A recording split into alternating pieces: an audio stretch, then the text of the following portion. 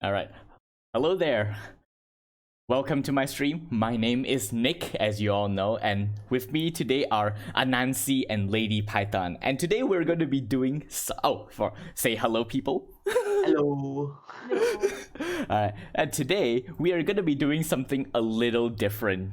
Just, to spice things up, we are going to be doing together a collaborative fantasy world building game where me, Anansi, and Lady Python are going to be using this thing called Mappa Imperium in order to basically create our very own fantasy world just by rolling a bunch of dice and seeing what we get.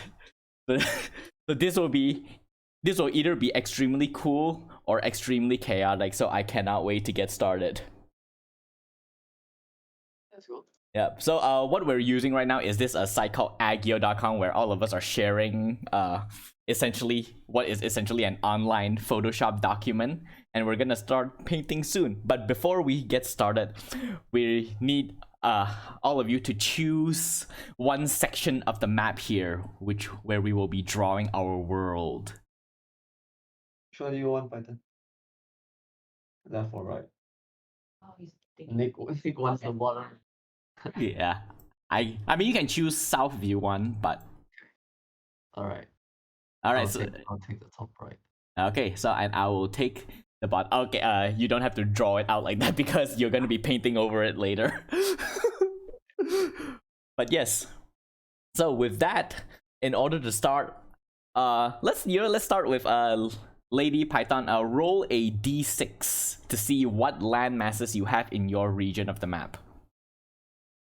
I got 3. Okay, so you will have one large continent and 2 small islands.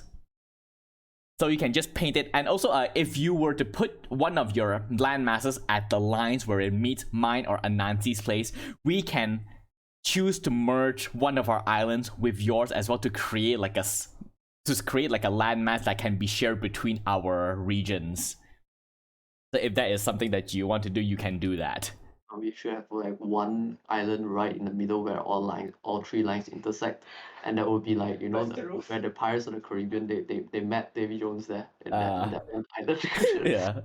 Or it can just be like, the middle is just Middle Earth for Lord of the Rings, just one gigantic continent. Yeah, I don't mind sharing it.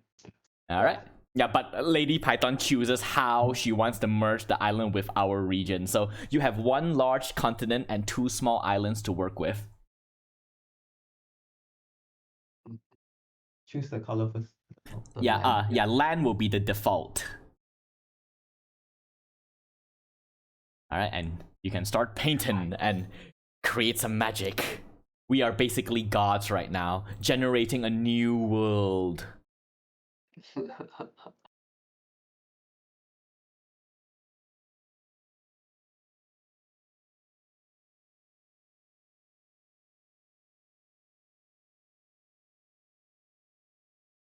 Yeah, you can like make it big. You can just paint it because you're gonna be filling inside as well. So you can just like make it a solid color instead of just outline. I think, and it doesn't have to be like precise. It can just be like a rough shape first. You can refine it later on. Use the square brackets next to P in order to make your brush bigger. Don't use the pixel pencil. Use the brush. Otherwise, it will just be outlines. Use the brush. The brushes. Yeah. Press B and then press the bracket. Those are square brackets in order to make it big, and then you can just paint. She doesn't have the brackets because she's using the tablet. So, No keyboard. yeah, no keyboard. Oh shit. Okay. Audio in. Okay. This will be my small one. Alright, so that one will be shared between all of us.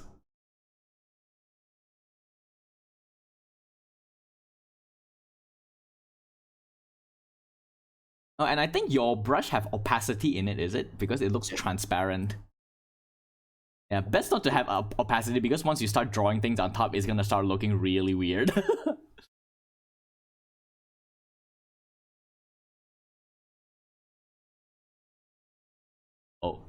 Oh wait, don't forget to pick the land color, not black. Black is for something else. What's the land color? You have to Yeah. pick it. Yeah. Yeah, the legend up there. So the leftmost land, that one will be like the generic land masses before we put in the other colors to generate the other geographies. There is a picker. There is a picker. Yeah, you press Alt and then it should bring you to the picker. Yeah, she doesn't have keyboards. Ah, damn it. No worries. Alright, I need to move my line above all of yours so that it doesn't paint over it. Otherwise, it'll get very confusing very fast. Okay, another land. Yep. Another small island and then one large continent.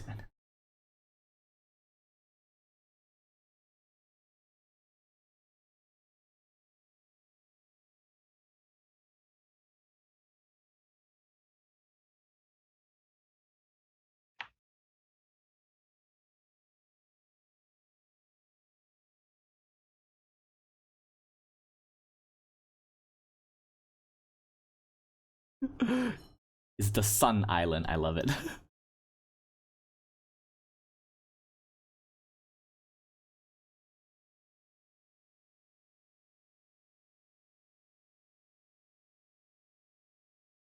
That Hmm?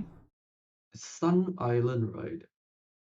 Scientifically, the sun has a corona, right? And it actually looks like a corona as well. Honestly. Corona. I mean, Obviously. Corona is a word affiliated with the sun anyway. Yeah, so Okay. Oh, I love it. Python's continent is so big it goes over the edge of the world. it wraps around infinitely. Yeah.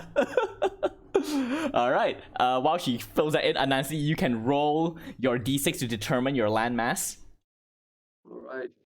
Go. 3. Again. 3. Oh, so again, one large continent and 2 small isles. Mine is gonna be quite a gonna be that like Okay, so that is your big continent, is it? that is gonna be my big continent right there. Alright. I wrote there is a bucket tool that you can fill with. I think you press G, it'll bring up the bucket tool. So you paint that, you can fill it in. Yep, definitely. So this is going to be that big one there. And then 2 small ones, right? Yeah. So 2 small ones. merging one with Pythons. Yep, definitely. We merge with Python. Merge it like make a double bond Ooh. right there. That is cat head. The cat head isle. I mean, that is a name you can choose if you wish. There will be like one more tiny island right. This will be a small island. Tiny island is things that you add in at the end, so you can make it bigger if you want. Oh, okay, sure. Yeah. Okay, bigger one then. Okay, and while you're drawing it, I will roll my d6 to determine my landmass. I rolled a 3! I realized the same thing. Yeah, all of us have Very 2 close. large. Yeah. You know what? I'm gonna be a bit. Oh god, I messed up. Okay. Oh, my god, what happened? Oh god, wait. Control Z, Control Z. Was it me? Yeah, I think it's your cat. I think because Oh, yeah, yes, my cat. it just the entire world was just consumed Oh, by gosh. land. Yeah, you didn't close I up. didn't close it up. Yeah, I didn't close it up. Okay. Goodness. You know what? Just for extra, I'm going to make my large continent be the one that's connected to all of yours. So gonna be like something like this. And our whole, because I like how the way it's connected, so it's like just a tiny little landmass that connects all of our world together. Let me just make it a bit bigger along this side. I see like a Victorian picture of a woman wearing a dress looking towards the left. Oh my god. Now that you mention it, that's all I can see. I just cannot unsee it anymore. Yeah. Okay, and that will be my continent. Oh yeah, What Kaya. is Yeah, it? what are the odds of all of us rolling 3? Yeah, I know, right? So we all ended up. But I'm gonna make like a small little island like here, the southernmost realm.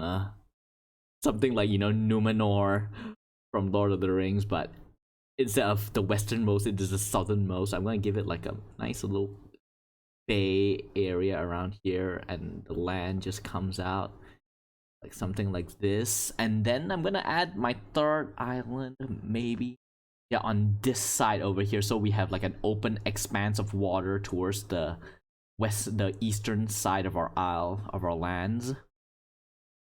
All right, and that will be my land. Now we will be moving on to geography. So all of us will be rolling on this 8 times. So Python, you start first. Roll 2d6 this time. I got 10. 10. So you have a jungle. So just paint like a jungle onto your map. Onto your side of the region. Okay. It can be as big or as small as you want. Wherever I want, correct? Yeah. On your side of the region. Okay. Pick the forest, right? No, jungle.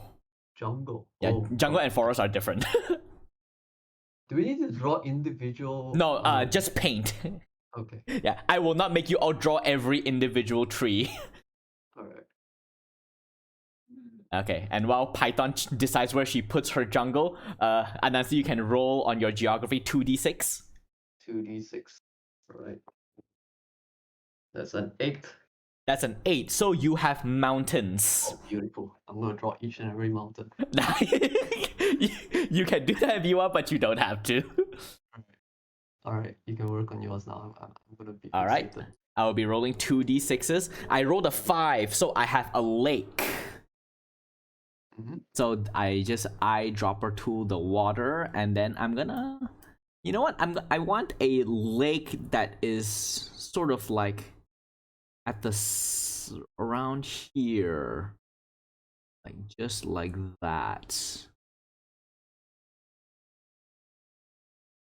and like quite a large lake that encompasses like big enough that early settlers that go along the area here will probably think that it is an ocean if they do not live along the coastlines.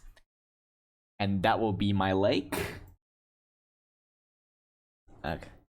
Oh, technically, Python, when you roll the jungle, it is just one area. Yep.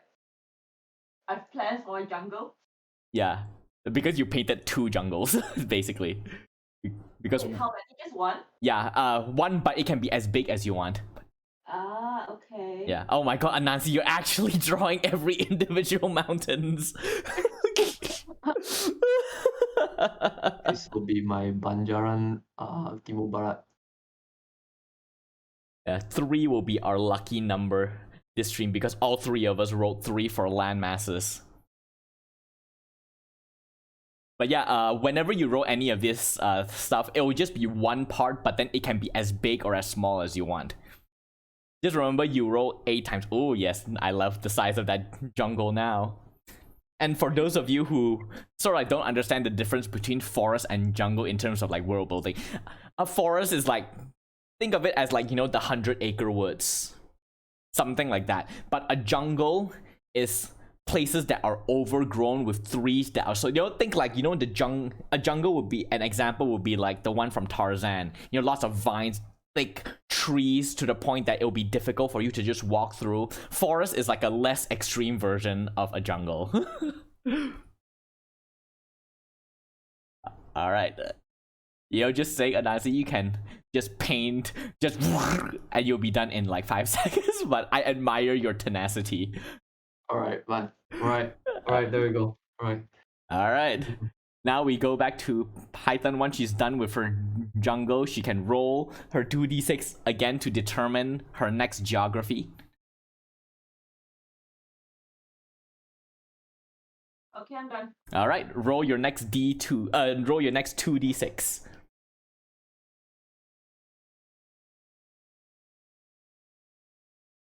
I got 11. 11. So you have a canyon. So just paint like a canyon. Again, it can be as big or as long or as wide or narrow as you want. And then, Nazi, you can roll your 2d6 as well to determine your next geographical feature.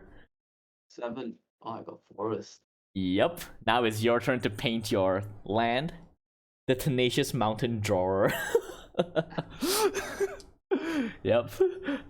Forest is bigger than jungle, is it? No, a jungle is thicker. Forest. Jungle is bigger. Yeah. Forest is a couple of thickets basically Yeah. everywhere. Right. Yeah, I think 100-acre woods is a forest. The one in Tarzan is a jungle. Is there a spray tool on this thing?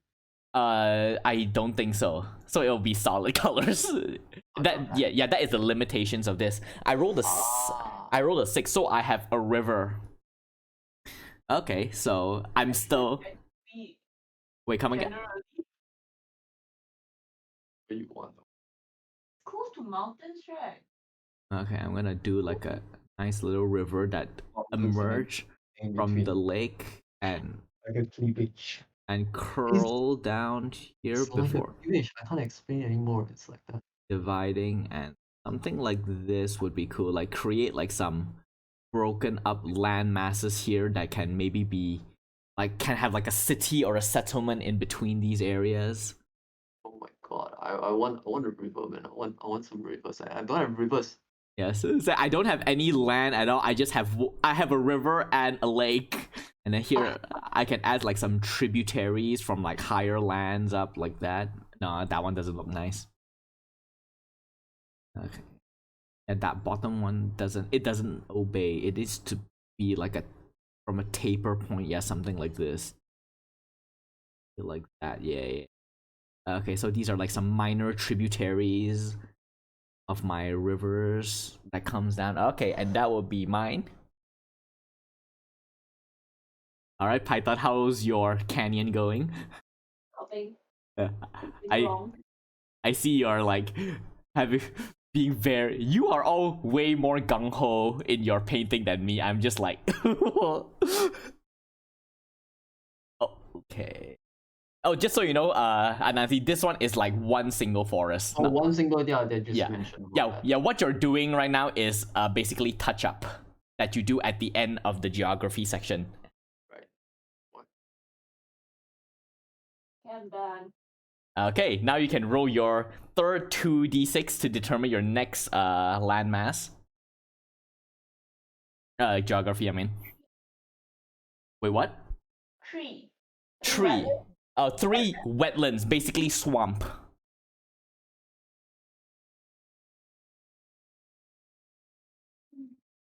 Yeah, so you can choose where you want to put your swamp.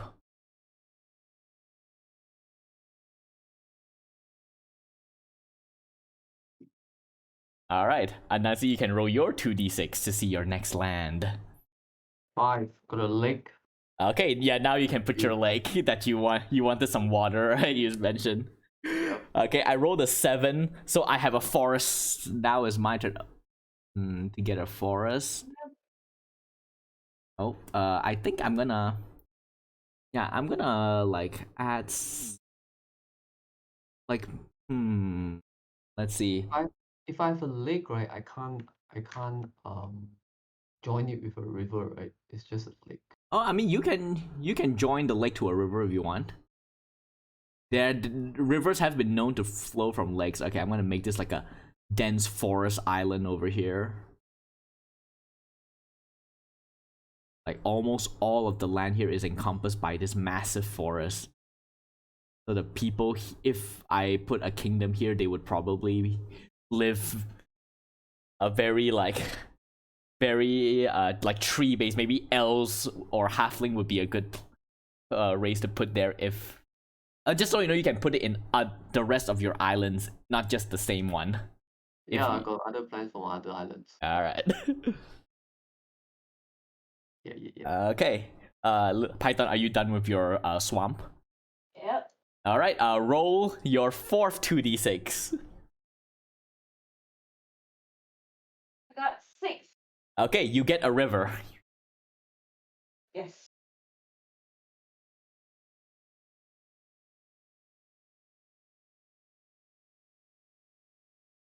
Oh wait, and I see you wrote rivers, right? I didn't. I wrote a lake. Oh. So do I get a river as well? Oh, not yet. These extra rivers it'll be from the touching up section. Okay. So Yeah. no extra Yeah. river for Yeah, so for now, no rivers. just a lake. Yes. Alright, yeah. Magical lake. Now you roll your 2d6 for your fourth geography. How many do we have? 8. 8. Yes. So we're halfway through now. 11. Okay, you get a canyon. Right.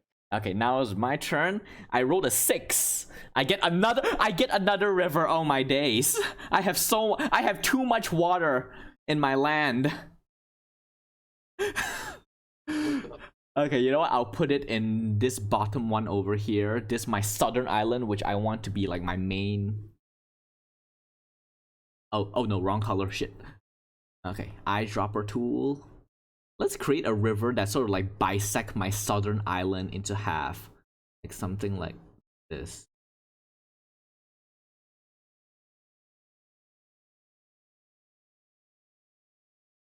Okay, I'm gonna be a bit more intricate in this part because I want to create a really nice like tributary down here. Okay. Oh god! I just erased all of my rivers. Need to eraser tool, make it way smaller.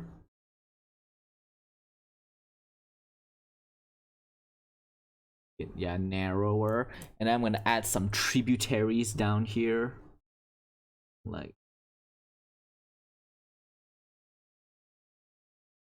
yeah, like maybe like the land over here is a bit tougher, so it breaks up the river instead of allowing it to flow in a single line.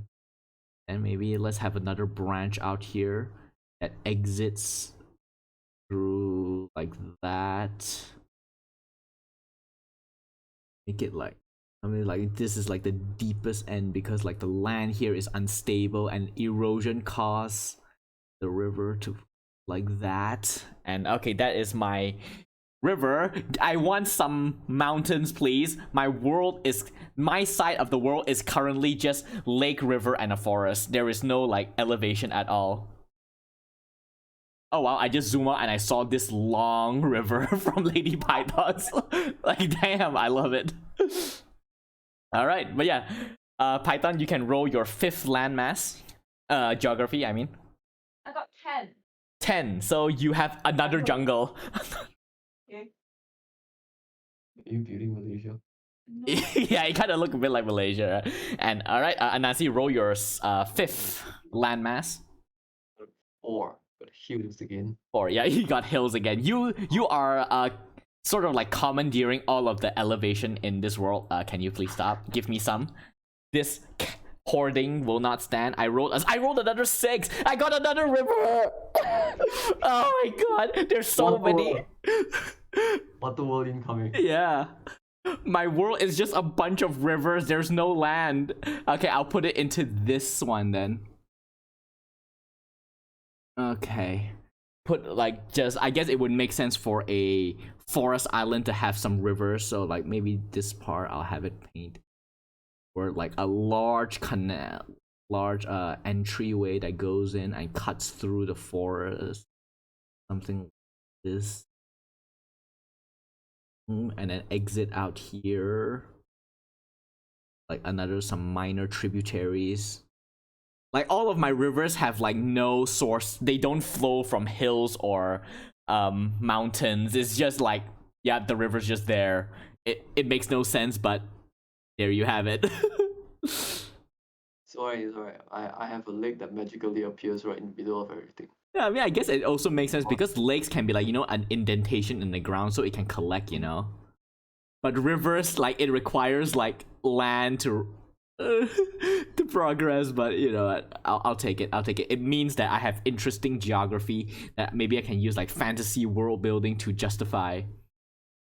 Okay, let's add some more tributaries that don't necessarily go out into the water, like, yeah, just like some spider webs like that. And just to show, like, my world is very water based. So, yep, my world, I think probably elves would probably have fun living here. if I roll elf on the civilization chart. Okay, that will be my rivers. Yeah, Blur Bunny. The southernmost realm of this world is just rivers. All right, Python, you can roll your sixth one. Got 9. What's 9? 9. Oh, okay, now you get a desert. All right, Nancy. Oh, what are you drawing there? It's like lots of mountains in like just blocking off the water. It's like there is no entrance to this island from my side. All right, there's just maybe a small little cave that has entrance, you know, from where the mouth is, you know. That's it. You can't enter this island in this way. You probably need to go to the other side where Python is. Oh, that's cool. Okay, now you can also roll your 6 geography. Okay, that's 6. 6 Yes. is a river. Yes. Okay, Yes. now your lake have a realistic reason for existing. Yes. Okay. Oh, Now I'm gonna roll my. Give me a mountain. Okay, I rolled 9. I got a desert. My world have so much water, and now you want me to put a desert? Come on, please. What does it mean? How is this possible? This defiance of real world logic of how geography and topography works. You know what? I'm gonna make like this eastern edge of my world be the desert, then like this part, like ideally at some point they'll give me a mountain so I can separate my rivers from this massive desert I have on this eastern side. Wait a minute, I just noticed there are like blue lines going through my world. I think there is the border where you draw your thing, I think. Oh, I think it might be artifacts, like you erase, it doesn't necessarily erase completely. Okay. Oh, it's when I bucket tool fill and it doesn't fill in properly. Okay, I get it. I was like, holy shit, it's automatically generating minor rivers for me. What is this magic? Alright, that's my desert.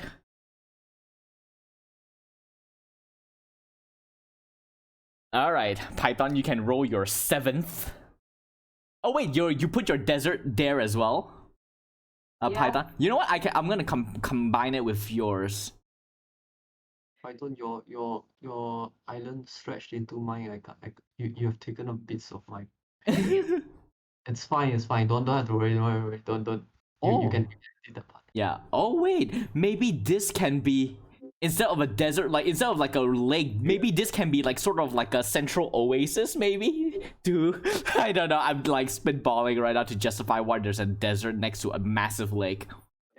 The middle part is our paradise. Like, everywhere else, whatever we're doing on the mainland is not livable. The only place we can go is the center. Yeah. The elite lives in all the high elves and stuff. All right. What was that place where the elves lives? They live in a lot of places. Lothlorien. Before they came. Oh, Valinor. Valinor, is it? Was it Valinor, yeah. The place like to the west, right? Yeah, to the west before they came to Middle-earth. Yeah, Valinor. Basically our middle piece is basically Middle-earth with all of these like desert and craggy rocks that prevent entry. Then our edges is like just forest and rivers. Mm-hmm. Alright, Python, you can roll your 7th geography. Got 5. You got 5. Oh, another lake. Oh, you get a lake. I think, yeah, you don't have a lake, so this is good for you. Alright, Anansi, you can roll your 7th geography. 2. Savannah. Okay, Savannah is basically, you know, where the elephants live. Desert? Yeah, no, it's like, Savannah, like, basically the Savannah, where lions and elephants live. Alright. Yeah, basically, Lion King, the wide yellow plains. Alright. Yeah, that's a Savannah. Alright, I know where to put that then. Okay, I'm gonna roll my one. I rolled another 6, I got another river! I don't know where else I can put my... I don't know where else to put my rivers anymore. There's so many of them. I guess I can... Oh god, wrong color. Okay, I guess I can create like a river from this lake that cuts into the desert and empties out into the canal. Yeah, undersea river. Oh my days. Yeah, like, and then it just exits out here.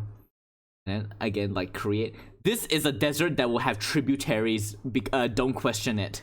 That is just what happens. It's what the dice says, and so I will obey the dice because the dice is Lord and Master. They heard you. They heard you, man. You say you wanted to recreate Numenor, right? Oh my god. Yeah, but not in a desert. Like, come on. Like, I want to put more rivers down in my south island, but it's just it's too small, man. Okay, you know what? I'll just add like some tributaries and deltas. Okay, I'll add another river, like maybe that. And then it empties out here. And then, okay, I'm gonna continue. Like, this is the wettest desert you have ever seen in your life.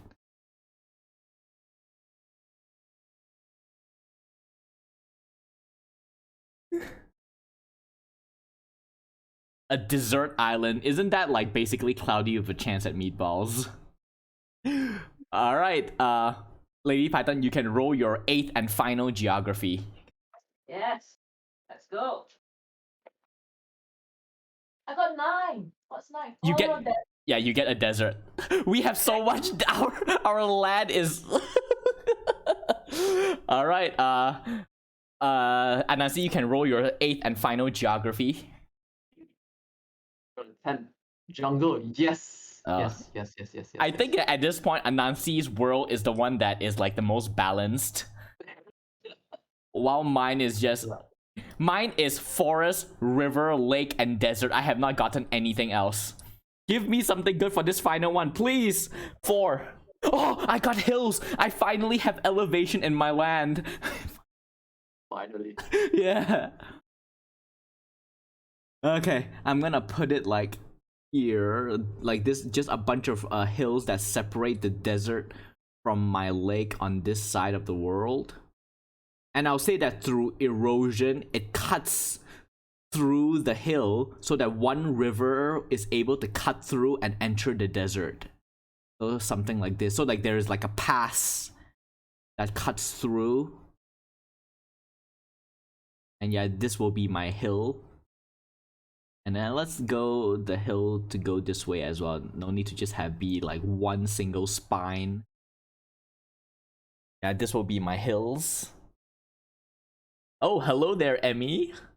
Welcome to my fantasy world building game that I'm playing with a couple of my D&D friends, where we roll dice and determine what our fantasy world look like. Mine is looking like a bit of a mess. I have a desert next to a hill, next to a lake. But yeah, so are all of you finished with your main geography? Oh yes, just touching up a Okay, bit. yeah, in that case, yeah, now you can all move on to touch up, where you can add like small rivers, groves of trees, glaciers, tiny islands here and there if you want. I am definitely gonna add some grove of trees around because there is nothing where I am. Absolutely nothing. So I'm gonna add some forests along here. Like, it makes sense to have like some greeneries next to lakes and rivers. But it cannot be big enough to constitute like a full forest, like just bits here and there.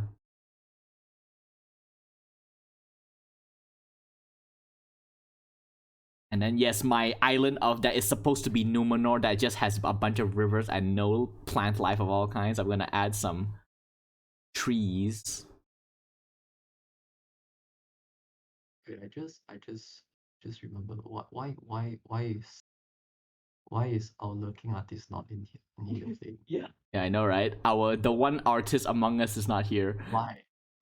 Why though? This is it. I have no clue. Okay, let me add some more here and there.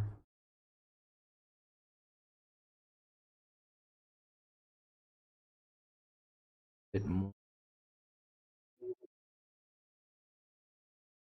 And then I'm gonna add like some more Like maybe like just a solitary peak, not like a full mountain range. Just to justify the fact that there's so many rivers here. Just like maybe like some small little mountain here.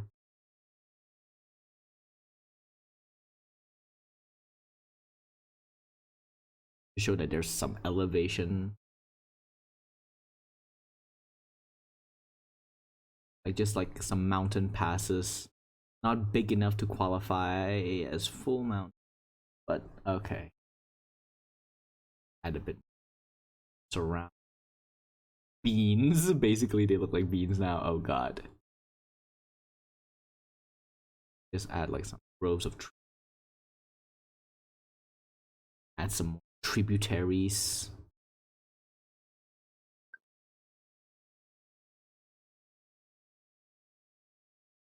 Don't necessarily have to terminate ocean.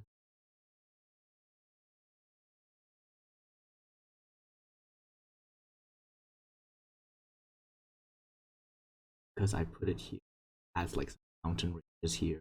Actually no, hills. There. Something.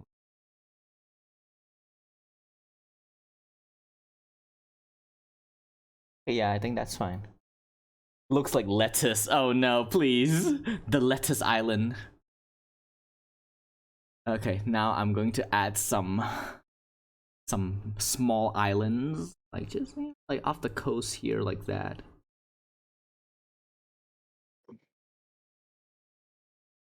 Like it makes sense for there to be like some broken up lands around. Like a slightly bigger one here as well, just to show that erosion has happened. Maybe some sand mesas, like dunes about this like peninsula, like it has been broken through by water.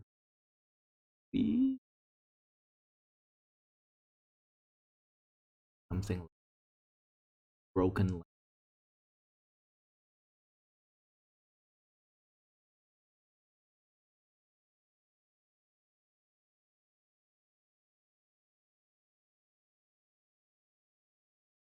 Okay, I'm done with mine. What about the two of you? Almost.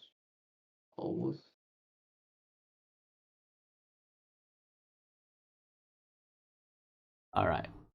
Oh god, I just realized that all of your lands are so big. And mine is just... it's... that giant lake next to the desert. Still the best feature.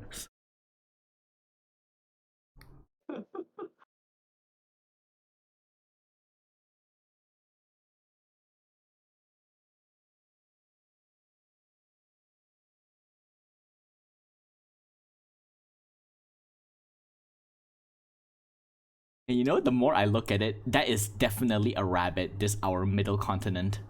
Right. Yeah. Yeah, it's a mutated rabbit.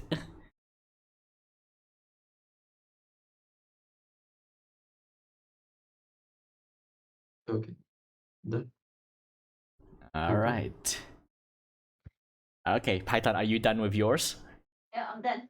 Okay, now we move on to the resource and special sites. So each of us will take turns to place 2 resources or locations into our world that only exist on your side of the world. So Python, come up with 2 resource or special locations into your world. It can be anything, can be as fantastical as possible, or you can just draw it from like a pre-existing fantasy medium, you know, like Mithril from Lord of the Rings or Orichalcum, things like that. Resources. Yeah, resource or special location that only exists in your world, and you can just make a note of it in your geography, and then you can just go to the name layer and give it a name.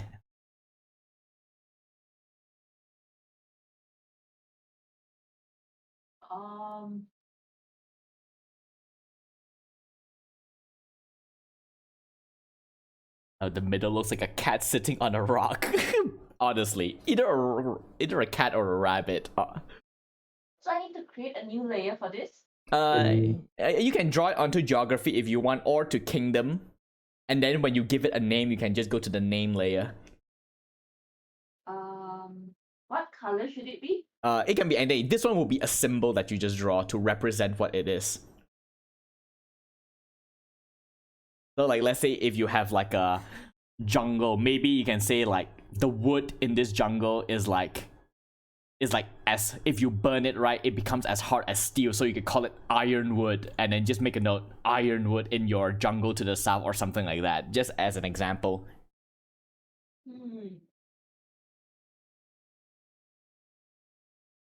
Is Fountain of Youth a thing? I mean, you can choose a location to have the Fountain of Youth and mark it on your geography or your kingdom layer, and then give it a name, call it Fountain of Youth, and that will be one of your special location. So you have a second one that can either be a special location or a resource.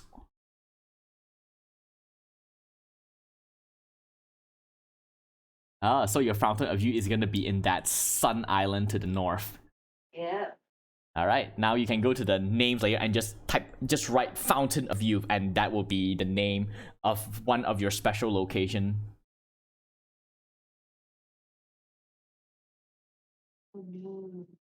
Okay. And while we do that, Anansi, you can think about what you want in your land as well. Right. I'll need to draw it, but my resource is already drawn out already, so it should be fine, right? Yeah, I mean, yeah. You can just like write out the name of it. What should my resource be? I have a large desert. Oh my god, I'm so tempted to go. This desert has spice, Dune. Spice? Yeah, Arrakis, the desert of Arrakis in Dune. They can siphon it to get spice that used to power their starship and interstellar travel. So yeah, I could do something like that. Like maybe the sand. Let's call it.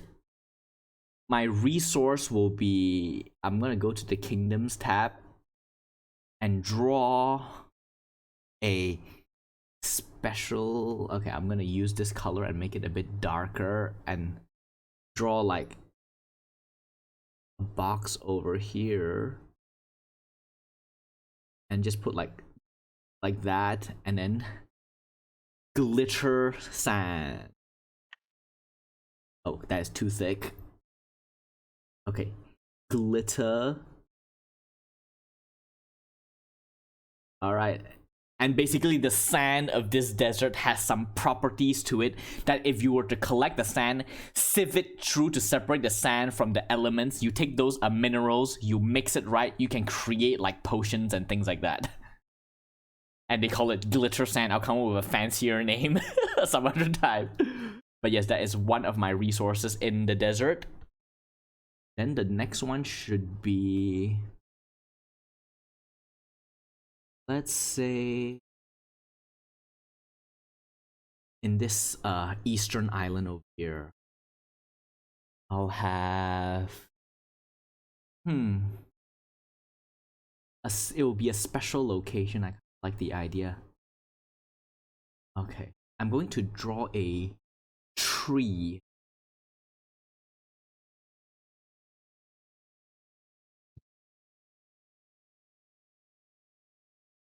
Like, then I'm gonna draw a box down here. Draw a tree.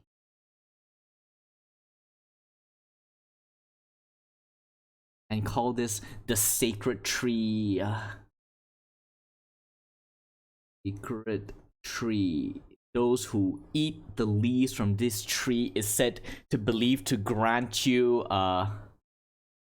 eternal life or something like that. Or like that particular tree is immortal.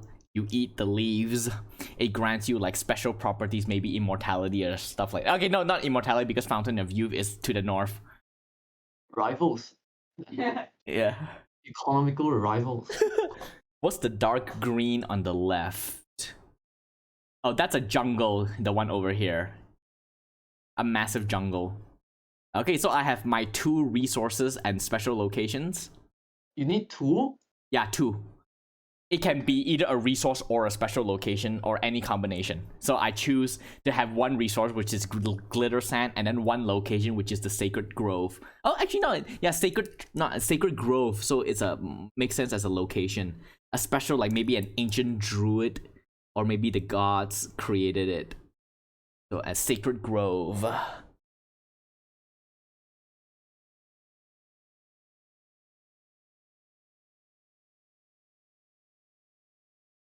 Okay. Oh, so you have black steel. Black steel and from Mount Obsidian. I can tell that you are drawing with your mouse, writing with your mouse. No, I'm not totally no. This is how I write, man. This is how I write. All right. So Python, what do you have? You have Fountain of Youth and. Oh, what's that? You know what? Is that like a natural wall formation? No, it's just It's a declaration of war. Is what it is. Oh my days.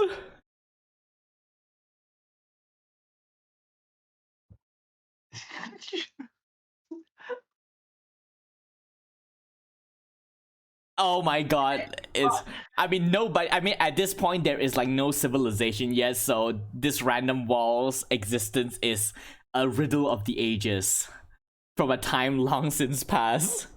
But- Once you erected it. Yeah, but yes, we have finished the age of creation. Now we go on to the age of myth, where we generate the gods that would exist in our world. Right. Okay, so all of you roll 1d6 to determine how many gods exist in your region. I rolled 1, so I have only one god. he said it's one. Okay, so I'm just gonna write 1. You roll what? He rolled a 2. 2. So 2, that means you have 2 gods in your region. Yeah, so just make a note that you have 2 gods, right? The sacred tree seems like the mother of all green in the bottom. Yeah, basically, like the grove is the source of all the forests in this land. That's why it's so prosperous. Just rivers, one mountain, and a forest. Okay, and Anansi, what did you roll on your d6? Rolling now. I rolled a 5. So you have 3 gods in your realm, on your side. Alright. So altogether, wait, Lady Python, you roll what again? 2. 2. Okay, so you have 2. Anansi have 3. I have 1. So we have 6 major gods in our region. So now all of you can roll a number of d6 equal to the number of gods in your region in order to determine what their domain is. So let's start with Python. Roll your 2d6. I got 10. No, separately. I got 2 and 3. Okay, so one of your god would be a deity of something based in nature. So sun, moon, storm, animals, birth, or things like that. And then your second god would be a god of art or craft. So like smithing, knowledge, jewelry, arcana, wine, or like the loom, or artistry, things like that. So just make a note of that. Wait, oh, okay. Yeah. Got it from there. Alright. Yeah, and now Anansi, roll your 3d6 separately and determine what your god's domains are. I'll do the same. Alright. Mine is an endeavor. Since my area have so much forests and open land, I think would be god of the hunt. Yeah, mine will be a god of hunt. If I have a duplicate of the number, is it okay? Yeah, so you just choose something else based on that category. Okay. Okay. 334. Okay, 334. So yeah, and then endeavor. Oh yes. God of War. Okay. Alright, so Python has a god of nature, and what's the other one? Something about artistry, right? Yeah, arts or crafts. So smithing, knowledge, arcana, jewelry, tapestry, tailors, or things like that. Anything to do with something that requires, like, you know, working with your hands or studying or things like that. Father of wall building, because you have a random wall in your land. Yeah. Yeah, I should do that. It's up to you. Alright, so what are the 3 gods of your realm, Anansi? So God of Smithing. All right. Yeah, just make a note right at the side. And leave some spaces because we'll be generating their symbols and their name soon. Oh right, so I need to. Oh my god, I need to write it out. Yeah. I'm gonna write it out later. Can I write it out Okay, later? no, I'm writing on the notes though. Oh, you're writing out on your actual notes. Yeah. Okay. Okay, so long. Yeah, so long as you have it somewhere, like you can send me the notes like at a later date. Yeah. All right. Okay, but yeah, just tell me like what they are. I just want to know.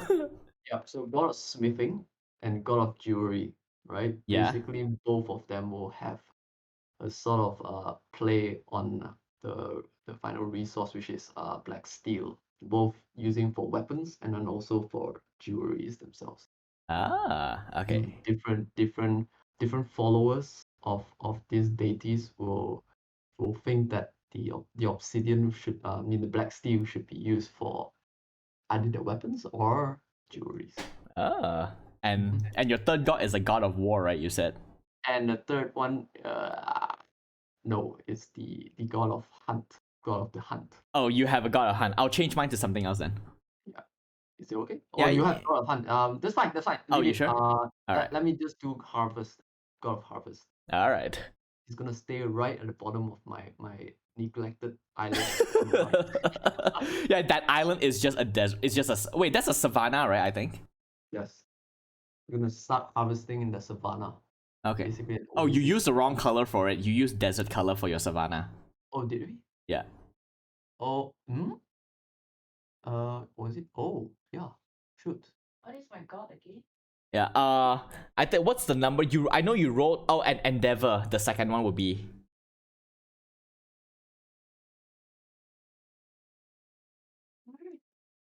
Just change that. Yeah. So just choose like an endeavor for it. Like, no, it was an art craft, right? You said. I think it was something related to arts and crafts. Oh yeah. So yeah, just choose things like smithing, knowledge, jewelry, magic, or even it can be even a god of wine if you want. Zoom in. Yes, I'm zooming in. One moment. Automatic. Alright. Yeah.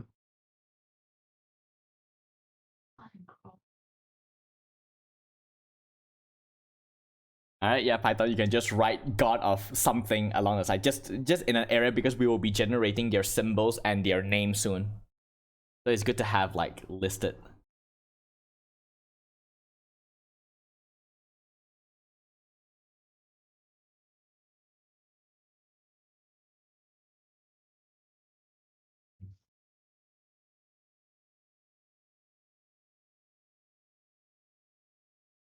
Oh, god of habitat building. So architecture in a way. Yep. All right. So now we will be rolling. Now, Lady Python, roll a number of d6 equal to the number of gods, and we will be generating their symbol. So which one do you want to start with first? Your habitat building god or your nature god? The habitat building one. Okay, roll a d6 to determine their symbol. I got 3. Tree. So it will be an animal. Huh? Yeah. So just like you can either draw or write what animal is the symbol of your god.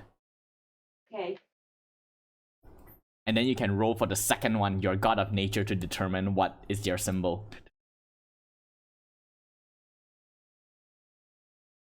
Sword. God of nature, sword on the symbol. Alright. Alright, and Anasi, you can do the same as well. Roll your d6 to determine your... So you'll be rolling it 3 times. I just saw what Jerry said, father of Worldbuilding. Yeah, exactly. Yeah, the entreport. For the first one, do I need to go by gods or basically just... Yeah, choose a roll? god and then roll the symbol, because it'll be funnier if you roll like a symbol that doesn't really make sense, but you try to find a way to do it. Okay, god of smithing. Alright. First one is fork plant. Oh god. Yeah, what God of plant? smithing. Yes. God of smithing. I will use a apple. Apple basically. Half-eaten apple, right? That's kind of cool actually. All right. Oh, Python, roll for your second god symbol. Number 5. So something natural that comes from nature. So like lightning, the sun, the moon, fire, water, diamonds, or a type of mineral or ore. A comet can even work.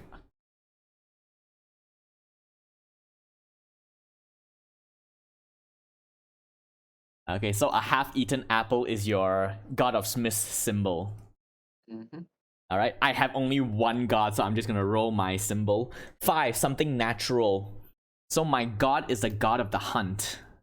So symbol would be, I think, oh, it would be so cliche to make my god of hunt the moon symbol, because that's just Artemis.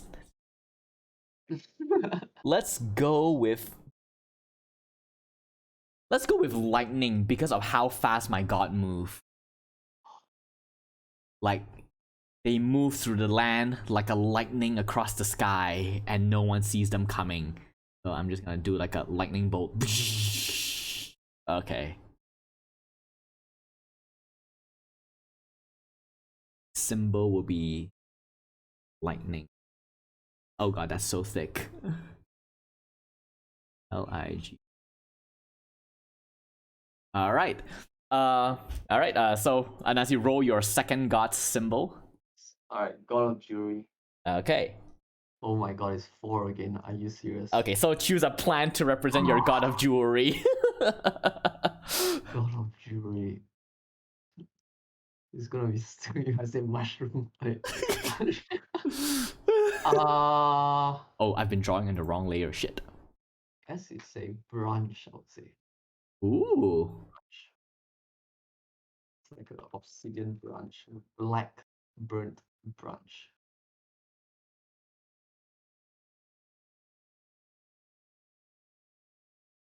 Okay, and now for your third one.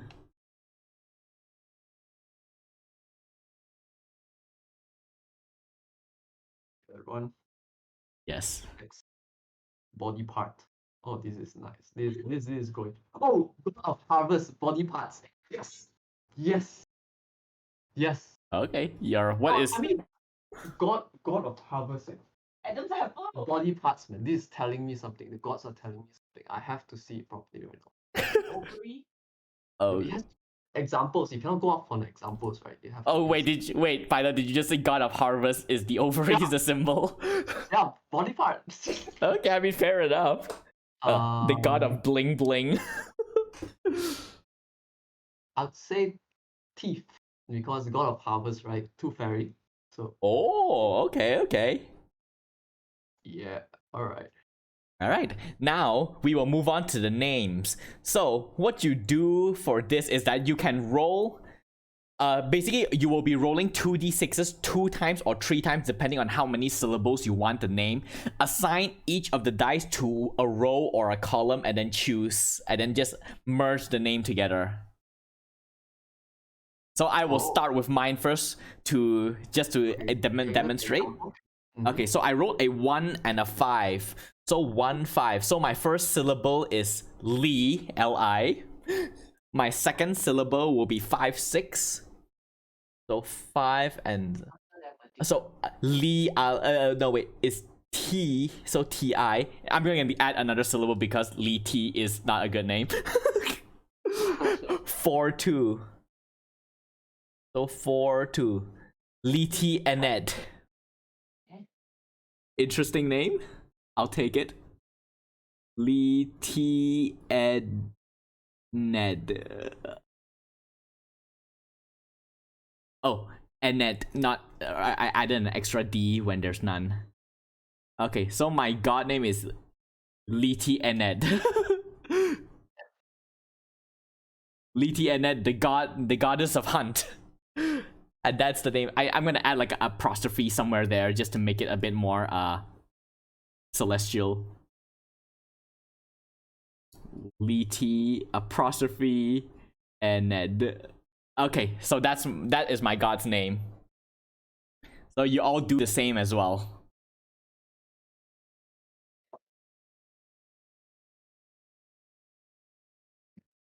Right. Li T in there. That is a positive, but I just wanted to separate the I and the E so that there's 2 different syllables there to make it sound more fantasy, I guess.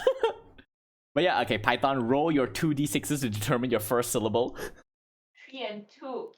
So 3 and 2. Alga is your first syllable. Do you want to I just continue? want 1 syllable. You just want one syllable. Okay, so Alga is either the name of your god of nature or god of habitat. God of nature. All right. And One now, okay, 5 and 2. 5 and 2. Serat, Serat. Do you want to add more syllables to it? No. Okay, so Alga and Serat are your gods. And also just give them their title, like Serat, god or goddess of habitat building, Alga, god or goddess of nature, as things like that. And now, Okay. and now Anansi, you do the same. Okay. Oh. Okay. Right. Okay. So first one, God of War. All right. God of War. I don't know God of War. What am I saying? God of Smithing. It's 1 and 1. Oh, so myth is your first syllable, M-I-T-H. All right. So 1 and 1, so it's just myth, right? Yes. Basically. And now, do you want to add more syllables to it? Oh, that's fine. Okay, so Course. myth, the god of smithing. God of Smithing. Just take out the S. Oh my god. All right, roll for your second god's name. God of Myth. Yeah. Right. Next one.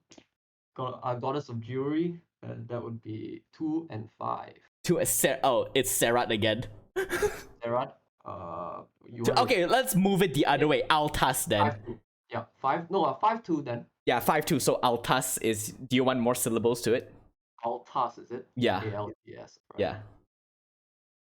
No, that's fine. All right.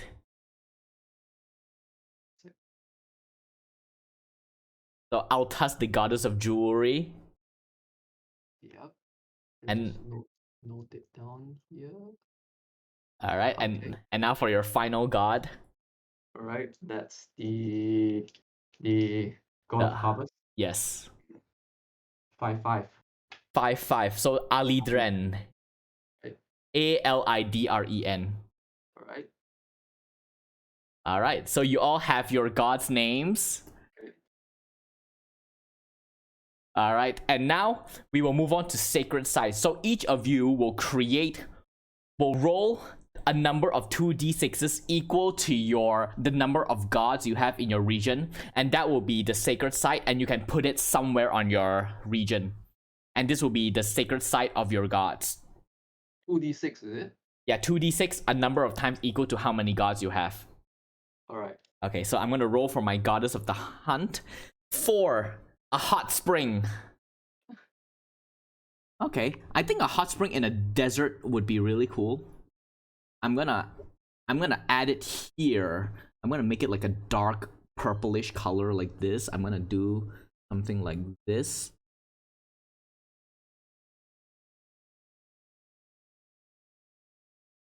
And then I'm just gonna draw it. Instead of making it there, I'm gonna write the watering hole of Lithianet. Oh god, that just gonna do like this again because it's too far away. Are we just gonna do a legend, is it basically? Yeah, I'm just gonna put it over here, but then once I put it into Wonderdraft, I'll make it look nicer. Okay. Yeah, because right now we're just drawing it out. I don't want to put it too far away from. I'm not. Actually, yeah, no, I'm gonna put it at the bottom, the white spaces. Okay, so a triangle. Okay, I got an eye picker tool the color first. Okay, so the watering hole. Watering hole of Lithianed. Alright, so that is my sacred location. Yeah, it's gonna be not really a hot spring because there's way too many springs in my land. So my one is gonna be like a secret watering hole at the base, almost like, oh, oasis. Why didn't I think of that? Yes, an oasis in the middle of the desert that is like a watering hole. that animals can go to, and is like this. Yes, that is genius. See, this is the good thing to streaming. I can just get inspiration. All right, this will be a oasis. So instead of watering hole, it will be an oasis. And I'm drawing on the wrong layer again. God damn it, names. Okay. Oh yeah, names. Should be on names. Always color black. Oasis of. I'll come up with a more creative name in my own time. Don't want to spend too long on just names. Okay. Oasis of Lithianed. Yes. An oasis in the middle of this barren wasteland that has a river cutting through it.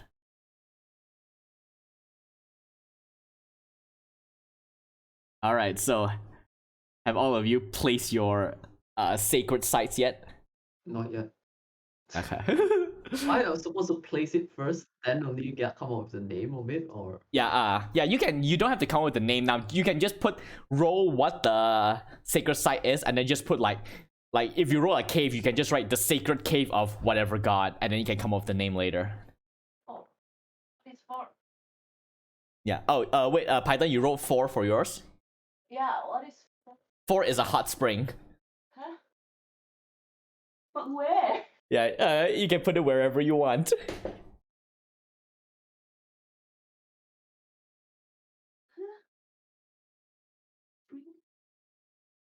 Oh yeah, and I think even though it's an oasis and I roll a hot spring, I'll just say that the water also boils at the middle, but it cools along the edges so that the animals of the desert can drink it.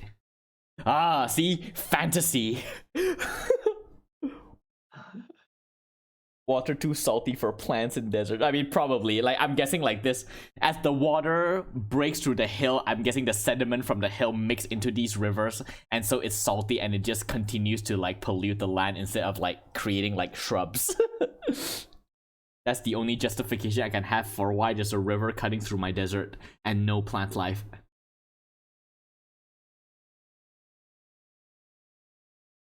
Oh. Okay, so your hot spring is in the middle of a desert. Yeah. I love it. And then now you can roll 2d6 for your sacred site for your god of nature. 7. 7. So this will be it fits. It's an ancient tree. Oh. So just draw a giant tree in your jungle and give it a fancy name. Oh. I went to a hot spring last time with my clothes on and my whole water smells like sulfur for a week. Oh god. Is that supposed to be natural, just smelling like sulfur from going into a hot spring? Because that sounds a bit dangerous. it sounds totally normal. Went to New Zealand once, went to the hot spring and come out like smelling like rotten eggs. Oh god. Yep. Really good for the body though. Alright, so what are your sacred sites, Anansi, that you've generated? Alright, 2d6, right? Yes. Alright, so first one is gonna be the god of smithing. Mm-hmm. That's gonna be a 5. 5. So that's a rock tower. Rock tower, perfect. Alright. Yeah, that actually fit. The top of the tower can be like a symbolism to the forge of your god, up in the air. Rock tower, 1 second. See, look at it. Sometimes you just roll something that just fits, like Python rolling an ancient tree for her god of nature. Where you want to scroll down to? Not done. Alright. Then the other one would be The jewelry, right? goddess of jewelry. Mm-hmm. 9. 9. A volcano. Oh, it makes sense. Extreme heat from a volcano can create like those crystals and ores for jewelry. So just add a volcano into your land. Yeah, so this Black Mount Obsidian is supposed to be the volcano. But I marked the X, right, which is no, I'm just gonna terbalik it basically. Alright, I'm gonna terbalik it. So basically it's gonna be the other way around. Okay. So yeah, so it's gonna be a volcano, right, Darren? Yes. Right. So Mount Obsidian is now a volcano as well. Yeah. Mount Unit is actually working. All right, nice. Oh, see, look at that. You're rolling symbols that fits your sacred size that fits your gods. Yeah, definitely, right. Yeah. Rock this. All right. And now for your final god. Okay, final god. 8. 8. That is a cave. Cave. Yes. For a god of harvest. Feels nice, yeah, perfect, man. Perfect. Yeah, because as we all know, harvest, plants, like farms grow inside caves. Definitely. Yeah, so just choose like a location for a cave and just mark it as the sacred cave of your god of harvest. Yeah, it's there already. It's right at the bottom of the neglected island, right at the bottom. Oh. That's where the god of harvest stays. Okay, so the god of harvest stays. His sacred symbol is a cave in the middle of a savanna. Yeah. It makes no sense, but that's the fun of it. All right, so Python, Anansi, are you all done with your with the Age of Myth? Yeah. All right. I'm done. Now we will move on to the Age of Foundation, which is the bread and butter. Now, all of Python, roll 2d6 to determine who is like the prominent ancestry of your region. I got 4. 4. So it's a small folk. So you can choose between all of the small little races, like halfling, gnomes, and things like that. Which one do you want to choose?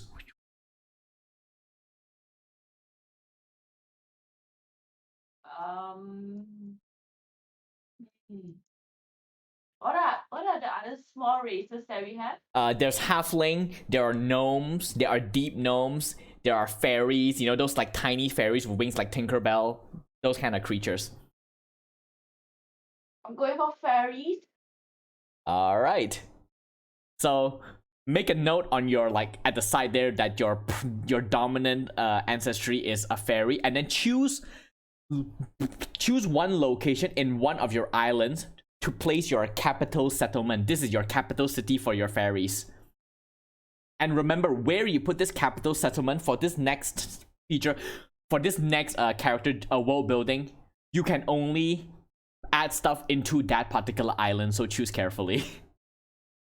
Ooh. Yes, because this is all of your people have just started to come together to create a sort of like a city or a village, so they will not be crossing the ocean yet, so they will be maintained to their island.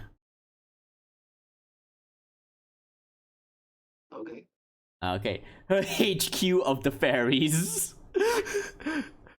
All right, and you can just give a fantasy name for the capital city. Just put a dot somewhere to mark it as a capital, just so that I know where the location is. Okay. Yeah. From this point on, we will be using symbols for villages, towns, and cities and things like that. And choose a color. Choose a color for your prime faction and stick to that color whenever you add stuff for your faction. Because as we go on, you will be rolling different neighboring factions who are NPC factions. So you will be choosing different colors for them as well. So it's important to get the colors correct first at the start. Otherwise, we will get super confused as we go. But yeah, while Python is doing that, Anansi, roll your 2d6. Do I need to create a new layer for this? Put it into the kingdoms layer, and then when you put in the name for this capital, put it in the names layer, just for your ease, so that if you draw something wrong and you erase, you don't erase everything. All right, but yes, Anansi, roll your 2d6 for your main race. 5. 5. So it's a reptilian. So dragonborn, you are snake folk, kobold, lizard folk, those kind. Which one do you want? This is so tough. It's so tough. Lizard folks, Yeah, it can be dragonborn or kobolds as well. Those are also considered reptilian. Nope, kobolds it is. All right. Cobalt it is. All right, just make a note. Cobalt is your prime race. Choose a color for your kobolds, and then use that color to draw where you want the capital settlement to be, and create like a simple name for it.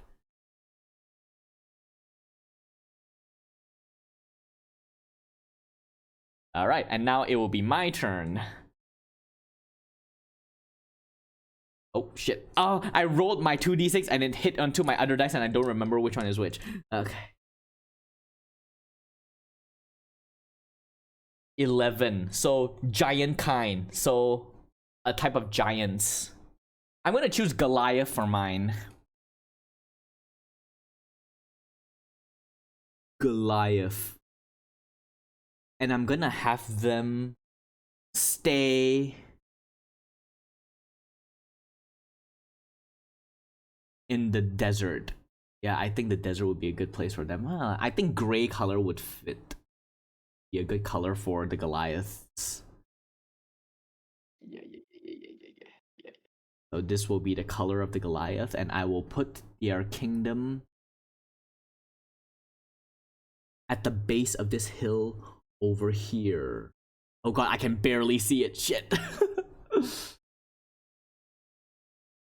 I'm just gonna do it like this. I'm gonna make a black border around it. Oh god, that's it. Alright, that is my capital. So I'm just gonna do this. Then I'm gonna give, let's call it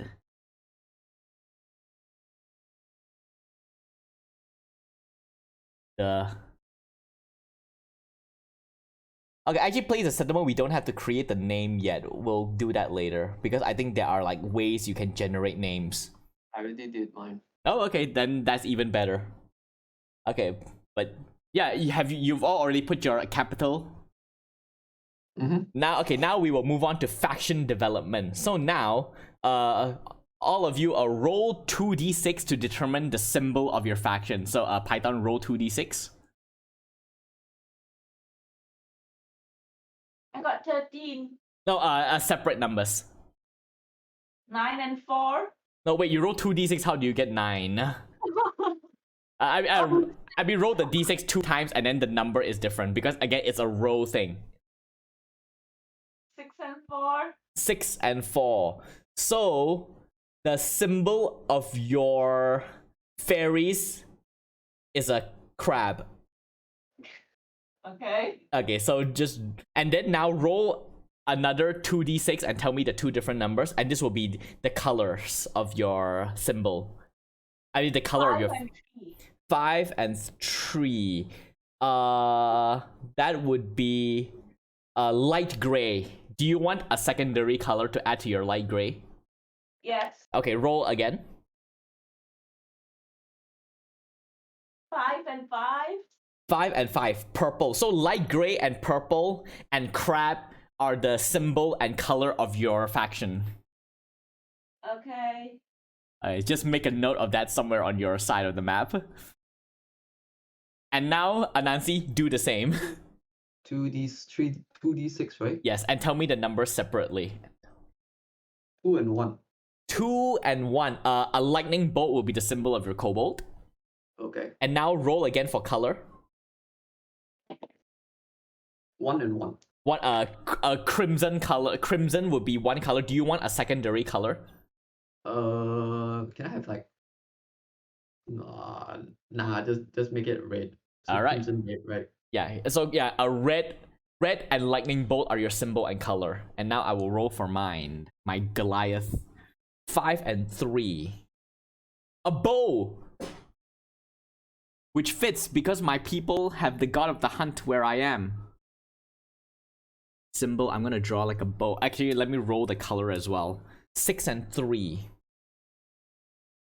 Gold. A golden bow. Yes, a golden bow is a very good color, I think. I like it, I like it. Okay, how do you get gold color in? Gold is basically yellow in it. Okay, so I can barely see it. Okay, so that is my bow. Oh god, it doesn't look like a bow. Okay, and now with the color and your symbol, just using that try to come up with a theme to define your faction. So, your one is a crab and is purple and gray color, right? From that plus your fairies, what theme do you think would be your nation? Sorry, what? Yeah, what do you think the theme of your nation would be with their symbol being a crab and the color of purple and gray?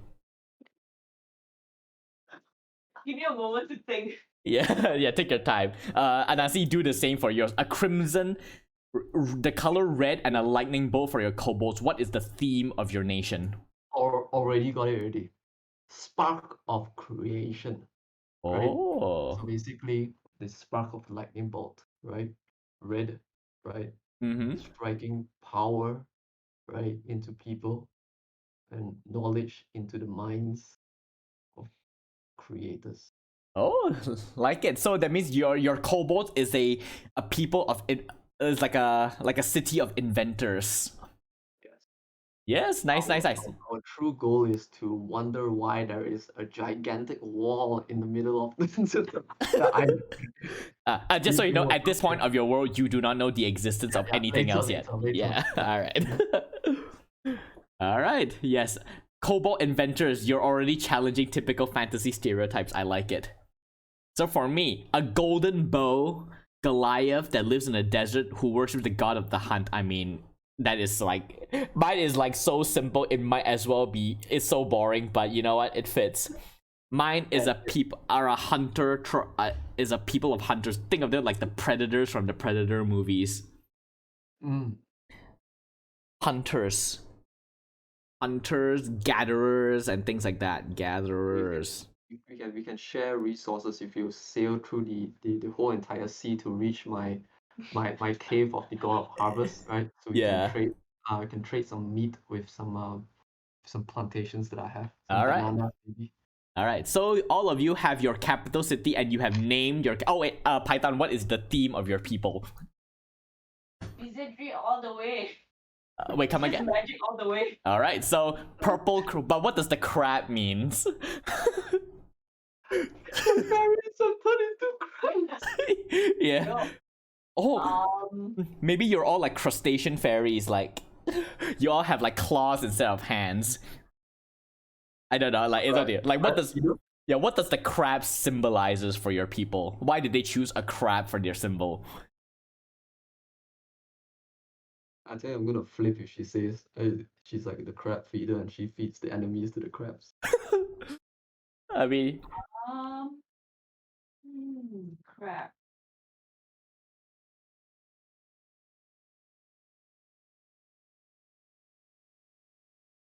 Because the sea is surrounding my island. okay, and I mean, crabs are considered like the peak of human the peak of like biological evolution. So maybe you're all wizards, so you pick the crab because you all wish to evolve to be the most powerful wizards of the land or things like that. I don't know. Is it something like it probably be the first thing that you ever see coming to the island is like, oh, a crab, you know, you're gonna put the crab. That's what. All right, or maybe like the fairies, they are by the mountain next to a river. Maybe there are a lot of crabs in the river, so they saw it. And all right, I mean, the Malacca flag was there was a oh yeah, the Kanchil, right? Yeah. Yeah, Kanchil. They saw that thing, right, and then they was like, oh shit, we got. Oh yeah. No, was it that or a tree? Yeah. Oh. I'm confused. Oh, and with the fairies, because they're small, the crabs would be like very dangerous to them. So they they defeat like a crab, like the early fairies when they built their settlement, and they declare it to be their symbol to show that they have conquered the predators of this land. For all you know, the crabs are 20 foot high up. Oh god. They're humongous, gigantic crabs over there. All right. Yeah. All right, but yeah, Python, just make a note that your theme for your people is like wizardry or magic. Mm-hmm. And now we will, because you all have the name of your capital, but you do not have the name for your people yet. But like, what are your fairies called? What are your kobolds called? So next, you can roll 2d6 to get like a title. Again, tell me the name separately. So Python, you can start first. How many dices? 2d6. Yeah, but tell me the numbers separately. 6 and 4. 6 and 4. Okay, so your name would have the word flame in it. Yeah. Yep, so you will have something flame or flame of something, and that will be the name of your fairy people, of your nation. Take some time to come up with it and write it at the side, and now Nancy, you do the same. Man, these are some of the most like hipster fairies I've seen in any nations. It's double ones again, man. I'm rolling double ones the whole night, man. Oh, okay, double ones. Okay, Kingdom. so yeah, kingdom. So quite basic, but you know, kingdom of something or the something kingdom. Just make a note of it at the side, and now I will roll for myself. 2 and 1. The Empire. Okay, I guess that fits my Goliath. The Empire of Core. Yeah, Core is a strong name. I might change it later, but for now, we are the Empire of Core. Got my name. Kingdom of the Bowl. Kingdom of the Bull. For kobolds. Oh, fair. Alright. You know, I'm actually dying to hear what Python's name is. Yeah. The flame of something. Or the something flame. Like, which one? Living crabs. Give me a moment. We go to her island to eat steamboat and seafood. Oh my days. Tourism island, here we go. Yeah.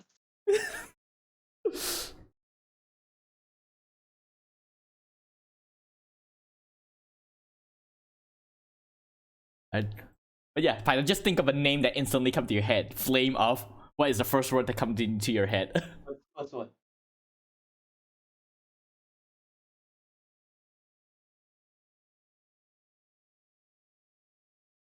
Your brains is gonna fry soon. You have flame crabs over here. Yeah. Suggestions? I need suggestions. We have flame crabs. Flaming fairies. Two Fs. F2. The flaming legion. Or the flame legion. Oh, yes! The Flaming Legion. People would never expect a name like that to be heralded by a swarm of fairies. Yeah, swarm of fairies and flame legion. Beware the flame legion. And then the emissary comes as a flying fairy. It comes out. Yeah, holy shit. I cannot. Oh. It's so good.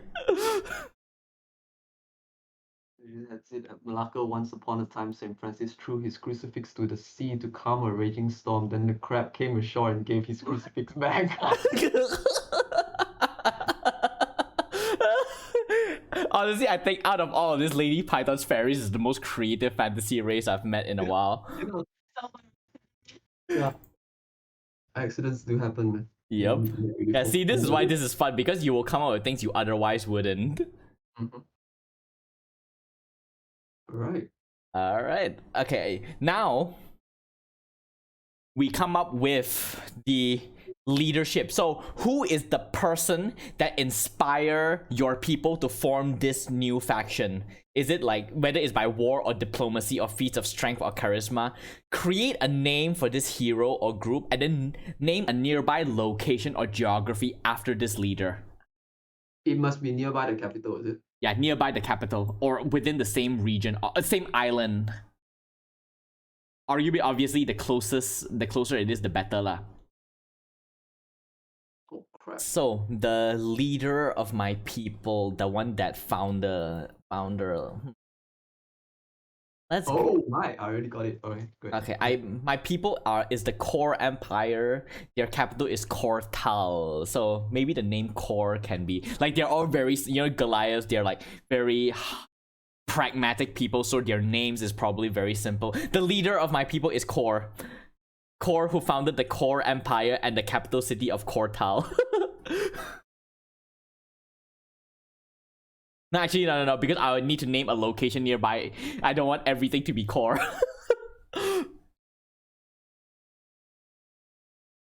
Let's name my founder Tal. Tal, Thal. Tal the Great Hunter. The Great Hunter, and I'll name this river after him.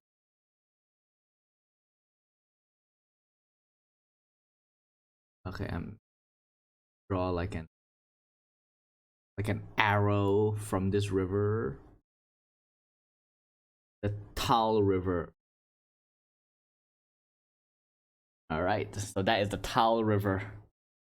Moss says, suddenly I remembered an Avatar meme. Everything changed when the Flame Legion attacked. And it is just a bunch of feral fairies.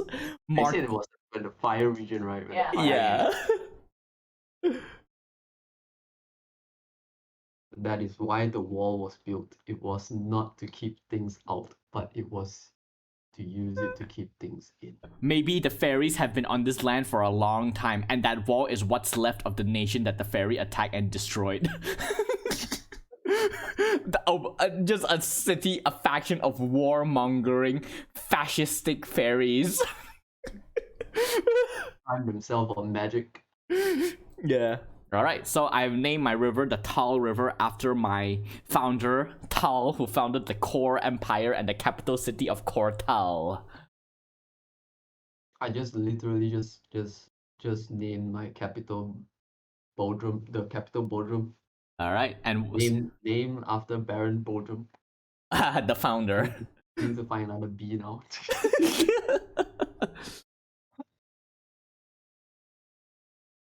Alright.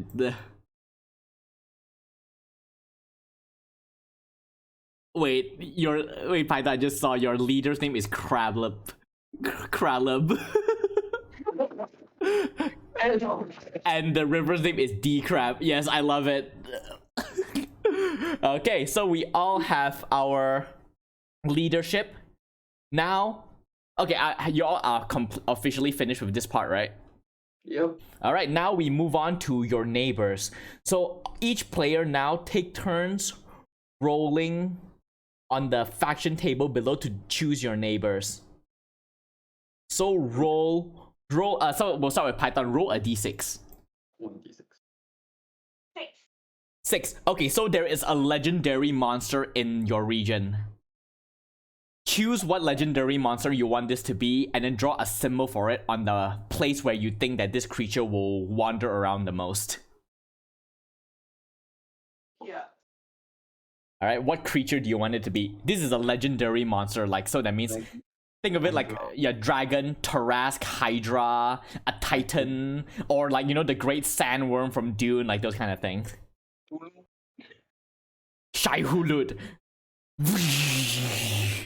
Actually, if I roll legendary monster, a sandworm in the desert would actually be kind of cool. Is there any legendary crabs? Have you ever thought of it? I mean, there is a legendary crab in Greek mythology, right? That giant crab that sank the ship. I forgot its name. Oh wait, shit. Yeah, I heard about it before. So Yeah, I forgot its name. But yeah, Python, just draw a symbol where you want this creature to be, and the symbol can be. But first, what legendary monster do you want it to be? if it was a crab, the name is Karkinos. Oh yes, Karkinos. Yes, that's the name of the crab. Carcinos. Karkinos. That's a giant crab. If you want a giant crab, basically, that's the name. Unless you want it to be something else.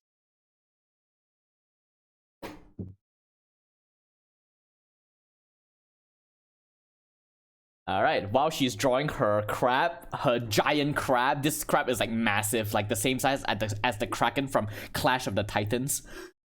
But yeah, Anansi, roll for your neighbors. Alright. Carcinos.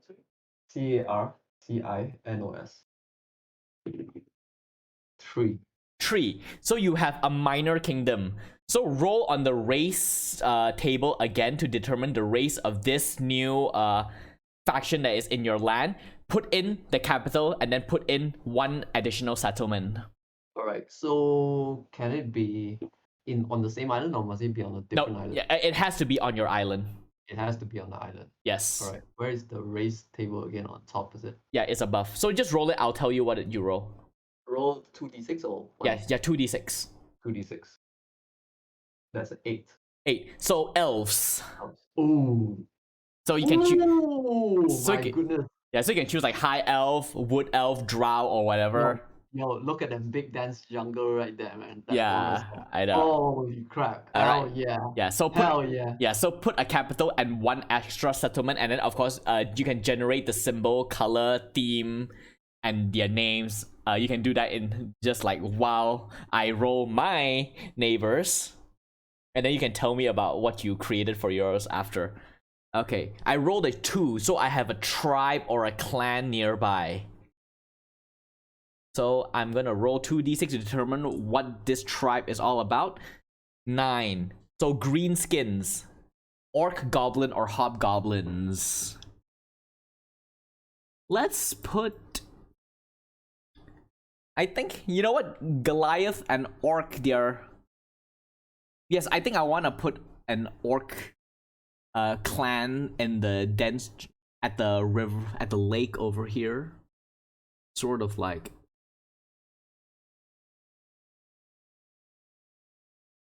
over here, and then I'm going to, and then their symbol will be, okay, there is way too much stuff around. I need to erase because I make the note somewhere else.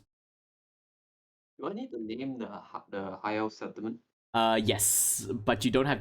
You can do like a simple name first, because they're not an important nation yet. They're like an NPC nation. So orc tribe. Ravendell. Ravendell. Ravendell. Okay, and I'm gonna draw it as a triangle to show that it is a tent because it is a tribe. It's a tribe of forest dwelling orc living across the hill on the other side.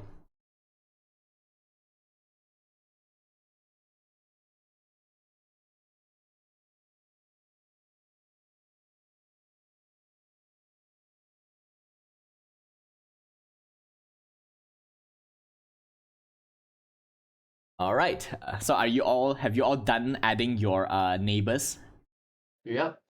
All right. Now it is time for you all to roll your early settlements for your. Does Python have a neighbor? Oh yeah, her one is a legendary monster, Karkinos the crab. Legendary monster, yeah. Yeah. Oh my god, it's so cute, the the crab. I love it. All right, now we will be rolling. You will be rolling on the settlement table twice for each player, and these will be the 2 early villages or towns of your people, and the d6 will determine what that settlement is for. So Python, roll your 2d6 and tell me the number separately. 4 and 3. Okay, so your first 2 settlement is trade and industry. Yep. Yeah. So add that somewhere on the map, and then make a note of which one is for trade, which one is industry, and what kind of trade they are. Is it a market? Is it a port, or is it a caravan stop? And for the industry, what kind? Is it like goods, factory, textile, or jewel making, those weapon smithing, those kind of stuff? And now Anansi, you do the same for yours. It will be 1 settlement, right? Basically. Yeah, 2 settlements. 2 settlements. Yeah, for yourself. Okay. 2 settlements. So the first one is a 5. Okay, so military.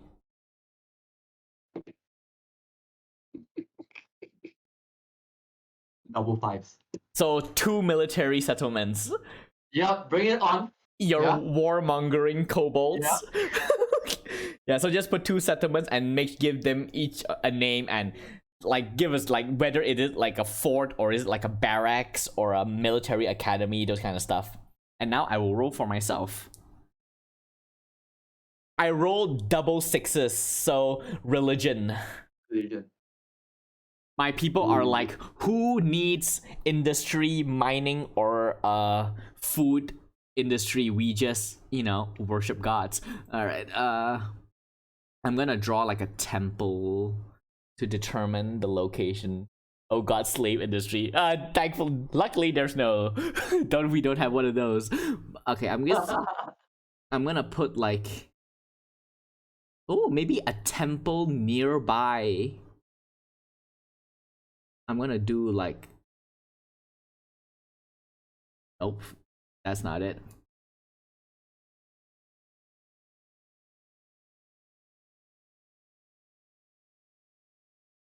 A temple.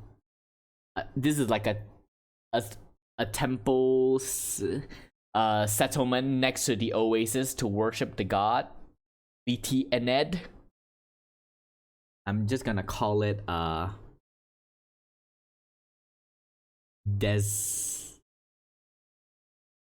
the village of Des.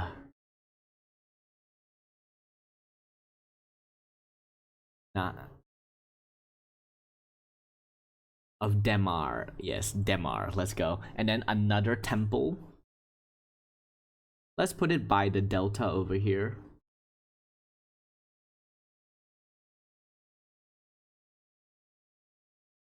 Maybe I'll say like this river resembles like a lightning bolt, which is the symbol of the goddess, and so they think of it as a religious site, and this one will be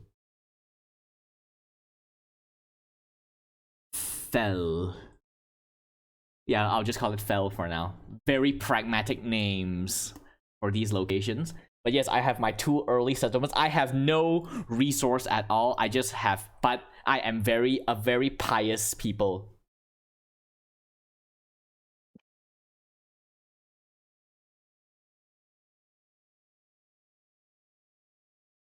Alright, so have both of you listed down your 2 settlements? Yep. 1. Alright. You have to come up with the name of the settlement, right? Yeah, but I just come up with like placeholder names that I'll probably change down the line.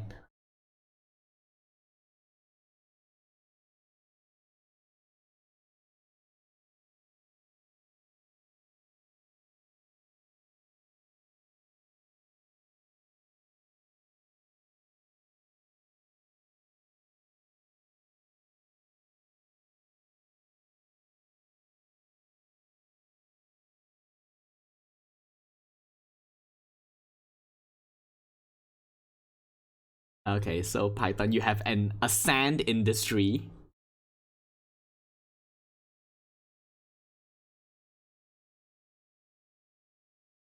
And which one is your second one again? My entry port. Oh. Oh yeah. Oh wait, I just remember for this early parts you don't go across another island yet.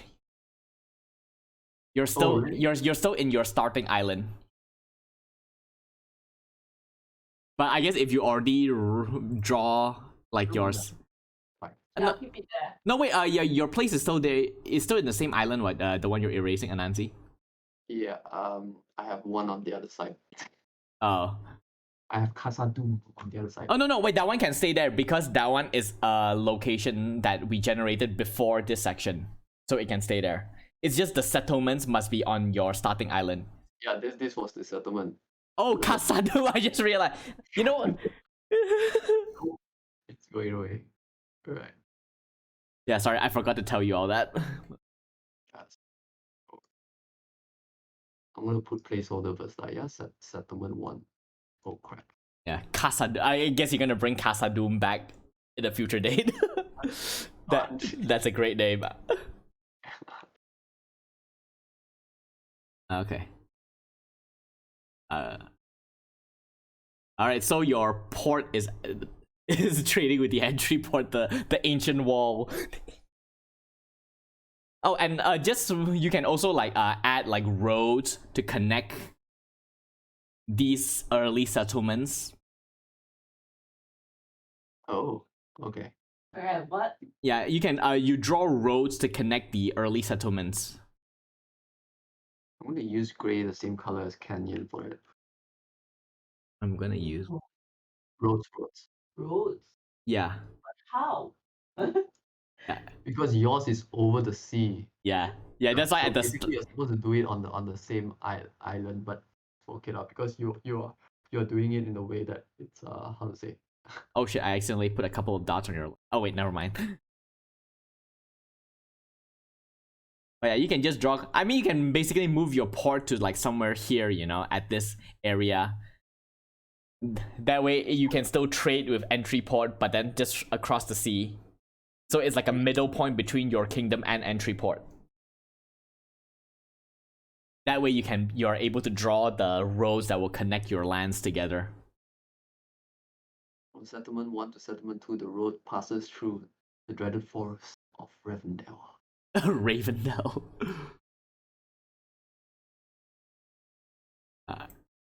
Alright, where did you put the second settlement for the elves?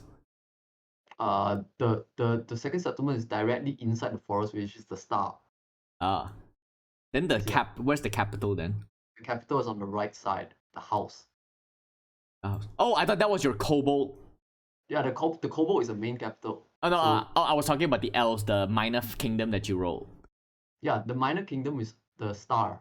Okay. It's a star in the forest there. Okay, so that's the capital of the elves.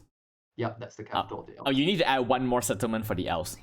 One more settlement for the elf. Yes. Does it have to be near or can it be far away? Around where it realistically would have a settlement for this elven nation. Put it right outside here. There. You get it correct. Right. Elf. Okay. Elf 2. Alright. So have you all added your 2 settlements yet? Oh wait, I see Python is erasing something. Furiously erasing everything.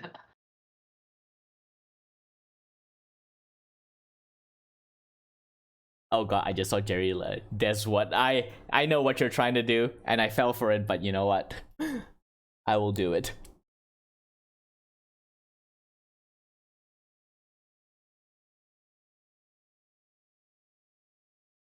All right. So basically, that era where you created that is basically the first 30 years of your civilization. Establishing your kingdom and your 2 settlements. Now we move on to the 4th era, the Age of Discovery. Now for this part, you will be rolling 6 times. Each dice roll is considered 10 years.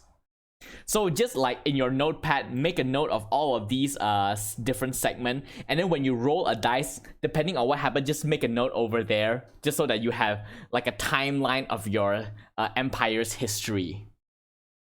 Okay. Okay, so now we move on to the Age of the... okay, oh, Python, are you ready? Yeah, I'm done. Okay, now roll 3d6 and tell me the total. This will be the first time. 1, 2, 1, 2, 4. Just 6. Combine the numbers. So 7, is it? 1, 2, 4, 7. 6. Oh yeah, 7. Okay, so... Neighbors develop. Yeah, so choose one of your neighbors, which is your... I guess you don't have a neighbor except for a legendary monster. So roll a d6 to determine what your legend... No, wait, actually, wait. Select a neighbor at random and roll on the appropriate neighbors develop table. What? Yeah, you only have one neighbor and the neighbor is a legendary monster. Yeah. Okay, I'll roll a... Yeah, legendary monster. Yeah, roll a d6 to see what your legendary monster do. 6. The monster has unleashed its rage onto a nearby settlement. Destroy and replace it with a ruined. So choose one of your 2 settlements. Karkinos destroys it. Oh no! I guess it has to be the trade, right? Okay. Yeah, so just make a note in your notes for the first 10 years of your Age of Discovery. Karkinos destroyed your trade town of whatever name. Karkinos destroys the wall. Come on, show us, man. Show us the destruction of Karkinos, and I will take it down in my military army. Yeah. Yep, that's nuts. But yeah, just replace your trade town with a rune. My god, you're just starting and one of your city is destroyed already. Yeah, and again, make a note. The trade town of blah blah blah is destroyed by Karkinos. Because that is now part of your people's history. And now, Anansi, roll your 3d6 to determine what happens. Alright, 10. 10. Colonization. So your empire grows to another. Build a new coastal settlement on the same island or a different island. Come on, man. I'm done with this settlement. How many do you need me to create? This is crazy, man. Yeah. So yeah. Kobolds grow, right? Yes. So settlement 3, basically. Yes. This will be your third settlement. All right. Okay. So I'm just gonna put settlement 3. I'll come up with the name later on placeholders. Yeah. All right. Yeah, and then also roll your d6 to determine what settlement this is. Oh. Okay. 3. 3. And industry. So. Oh, okay. Industry. Yeah. It must be a coastal settlement. Okay, must be coastal. Same island? Same island or a different island. Same. Okay, beautiful. All right, then it's here now. It's Khazad-dûm. Yeah. The port city of Khazad-dûm that does industry. Right here. Yeah, right. yeah, and so just make a note. The first 10 years of your Age of Discovery, a new settlement is founded called Khazad-dûm. And now I will roll for my own. 5. A new island. My sea explorers discover a new island. Draw a small island, roll geography table twice, and place the new island. Okay, ooh, I found a new island. So it can be much bigger. So I will say that it will be a desert island because it makes sense. And I will paint it. Yeah, let this be like a middle point between my people and the southern island. So like this, something like this. And then I'm gonna roll 2d6s twice to generate my geography. So 6, 8 mountains and hills. Mountains and hills. It has nothing else but mountains and hills.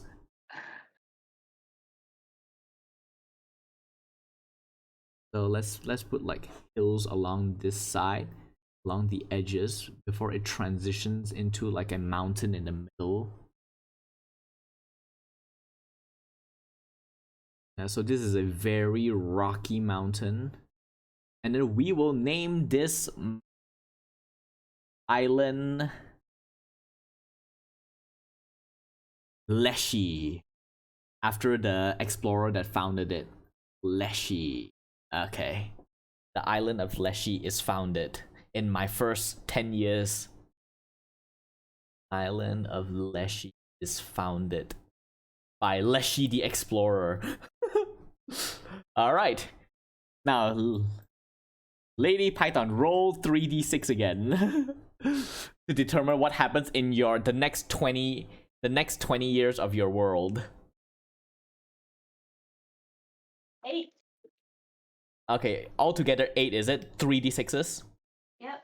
Okay, so 8 bandits and pirates. Brigands have been raiding merchants and caravan. Place a hostile camp on a trade route or a bay and then give them a name and banner. So basically a small faction of your ferries broke off and become pirates or brigands that roam the land or the seas and attacking your caravans.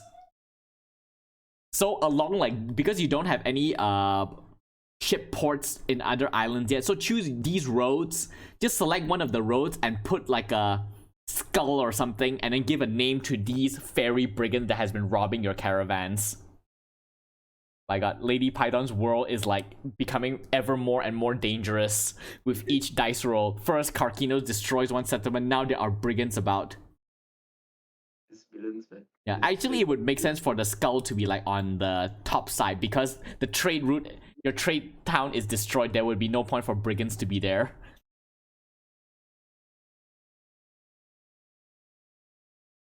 Okay, you know, actually, yeah, alright. And then now just give a name to your fairies. Oh god, someone recommend that your brigand's name be the crabs. Alright? Yeah, someone recommended your new fairy brigands called the crabs. Okay, now Anasi, roll your 3d6 to determine what happens next for the next 20 years. Next 20 years or next 10 years? Oh yeah, the next 10 years. So year 11 to 20, what happens here? Right. 7. Neighbors develop. So choose one of your neighbors, which is basically just the elves. and Okay. and add one new settlement. Oh no, rolls on the neighbors develop tab, so it's a minor kingdom, right? So roll a d6. 4. 4. Union. Select a nearby tribe and merge them into a minor faction, becoming one nation. Ooh. But your elves have no tribes nearby to it. So you can create a new tribe. Roll 2d6 on the race table. Okay. 8. 9. 9. So a tribe of greenskin, so orc, goblin, or hobgoblins, a tribe of them merged with the elves to become one kingdom. Oh gosh. So now Goblins possible? can also, yeah. So the elves and goblins have now joined forces to create one empire. So Ravendell is now a faction of elves and goblins. Make a note of that. So this is what happens between year 11 and 20 for your people. And now for me. Okay. 4, 5, 1, 2, 3, 4. 13. Military expansion. Draw a military settlement nearby. I will say for this, I will want it to be by this river. Because then it is like a protection in case of like enemies that might come, because it is an opening. So I will draw like a castle, like a fort here. And then I will call it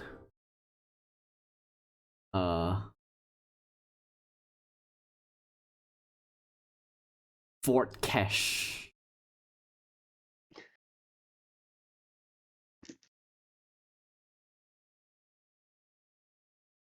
I was just replaying the monologue of Lord of the Rings. The last alliance of elves and goblins. Yeah, a last alliance of elves and goblins march towards the summit of Mount Obsidian, where the fate of the Rabbit Island will be determined. We do have humans, right? We don't have humans at all. Our races are very... Yeah, not yet. You can roll like you discover like a new kingdom, and then you can add more people.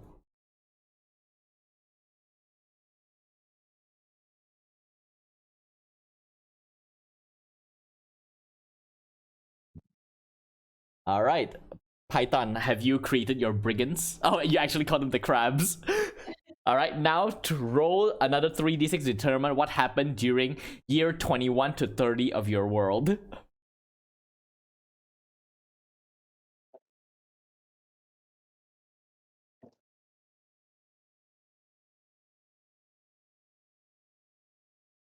Six. 6. Ancient ruins. Your scouts discovered an ancient ruins of a lost civilization. So draw a ruin somewhere on your island, and then place a new cult, hive, mage, or a tribe near it, and then just give them a name. And now, Anansi, roll 3d6. For example, if she has already a ruin, right? Can that be a ruin? Because she has a ruin, right?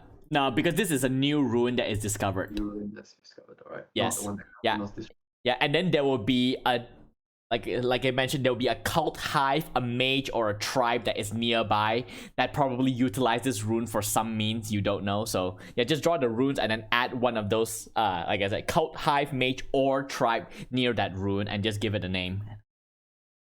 The roll is 14, by the way. Okay, your roll is 14. Neighbors expand. So choose one of your... Okay, so your Ravendell elf faction gets another settlement.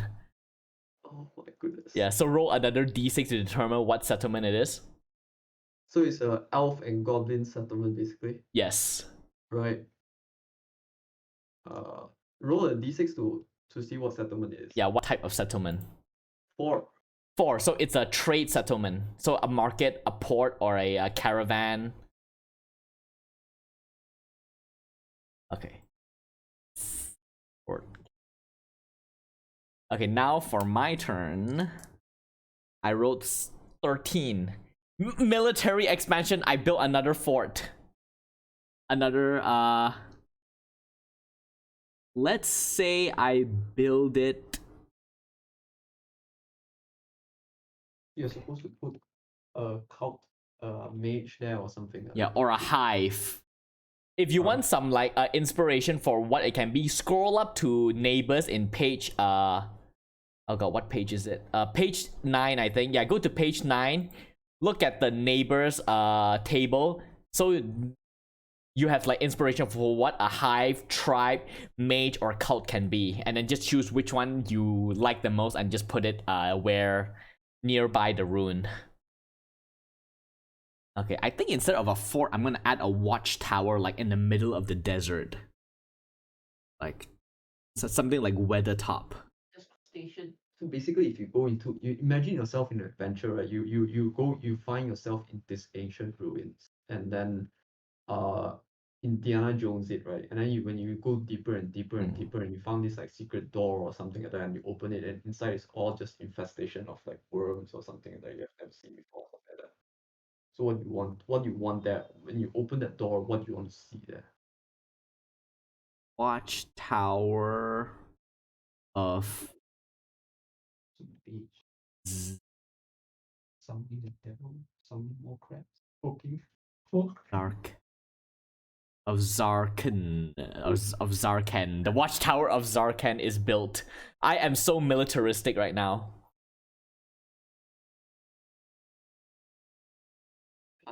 Built. Alright.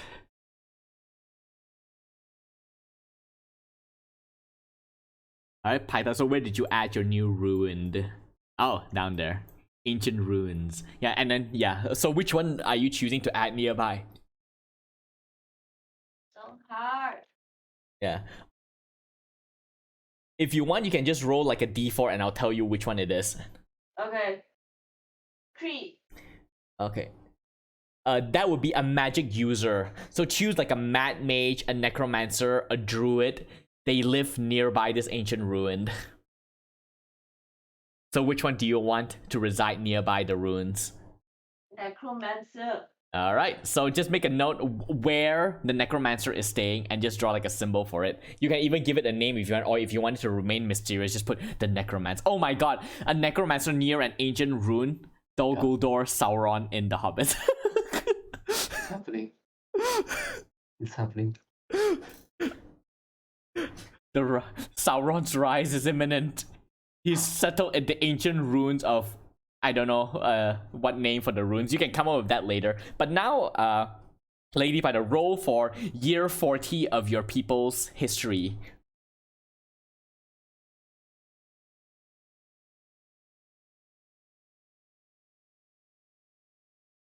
$11. 11. Expansion. Your empire grows. Place a new settlement and then roll a d6 to determine what settlement it is. How many dice to roll? Just roll a d6. 1. 1. Okay, so this settlement will be focused on food. So farm, fish, foraging, those kind of stuff. Choose one of that, put the settlement there, and that is what it's for. It's for food. It gives your fairies food to makan. It has to be close to my... No, it has to be on your island. Oh, okay. Yes. Alright, now Anasi, roll for your year 40.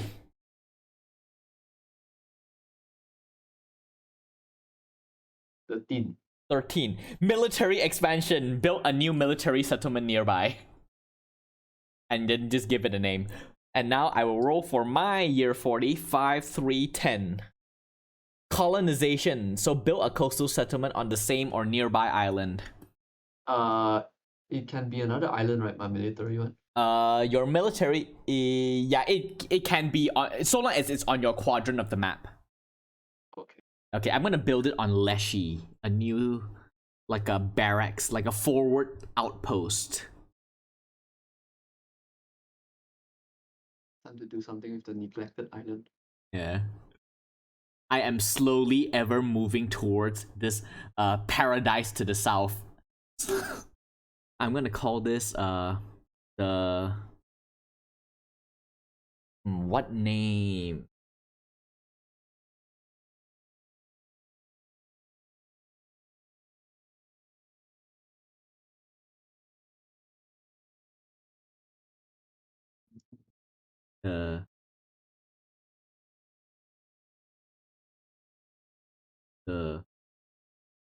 the Ogar outpost.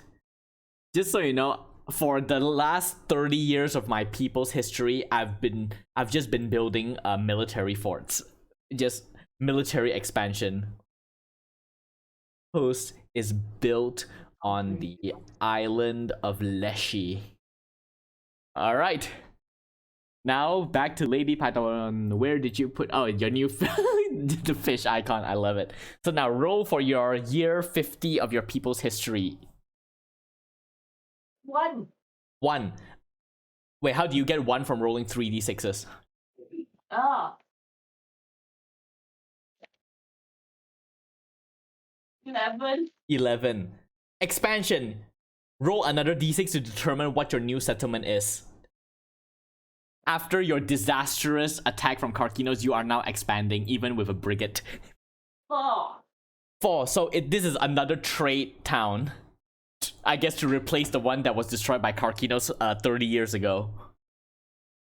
And also, you all can draw roads to connect all of your new settlements. Ooh. Yeah. And now, Anansi, roll for your year 50 of your world's history. 9. 9. Minor kingdom. You have discovered another kingdom on your island. So roll on the race table. Okay. Alright, this before I roll that, is it on the same island or Yeah, another? same island. The Actually, main island. yeah, wait, let me double check. Yeah, it'll be on your same island. The main island, right? Yes, the main island.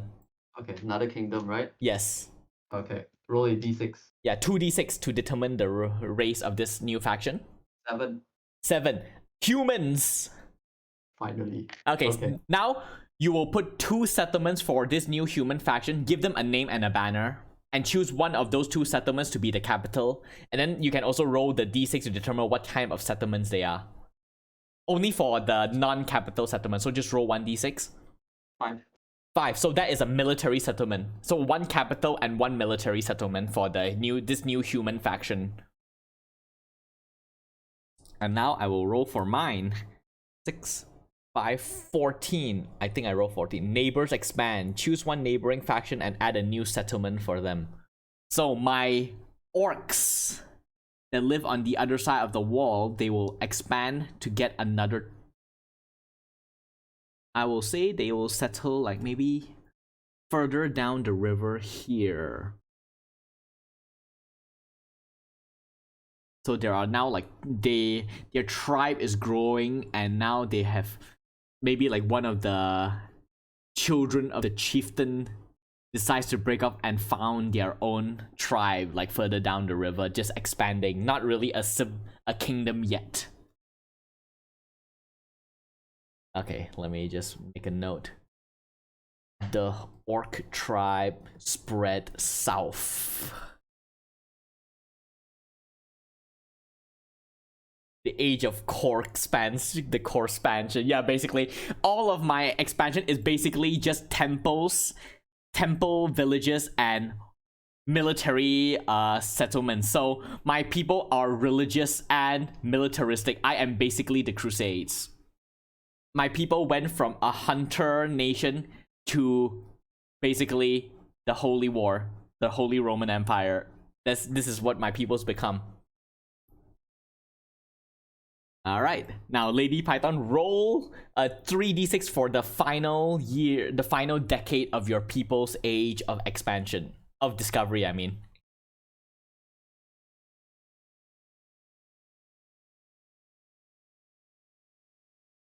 10. 10.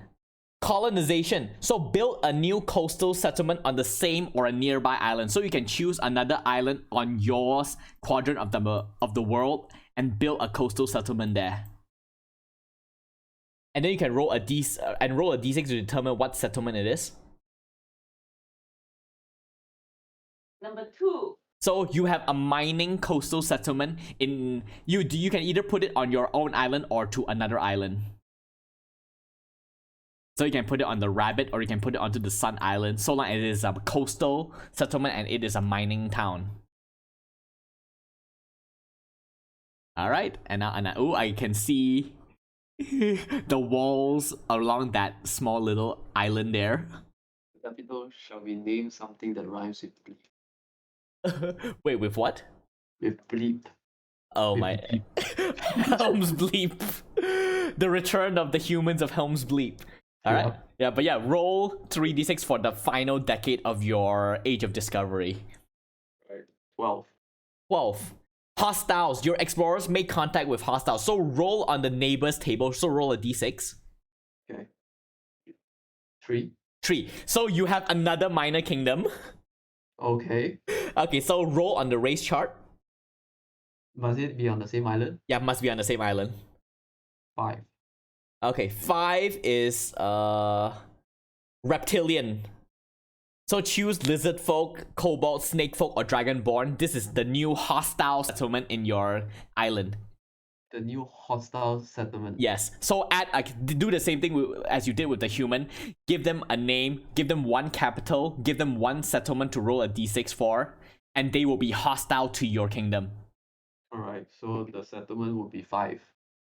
Okay, the settlement is 5. I think that is Wait, where is shit? I lost track of where I am. Military? Oh crap. 5. It's a military fort. Oh my god. A military settlement for. So did you choose what reptilian it is? Let's go with Dragonborn, shall we? Okay.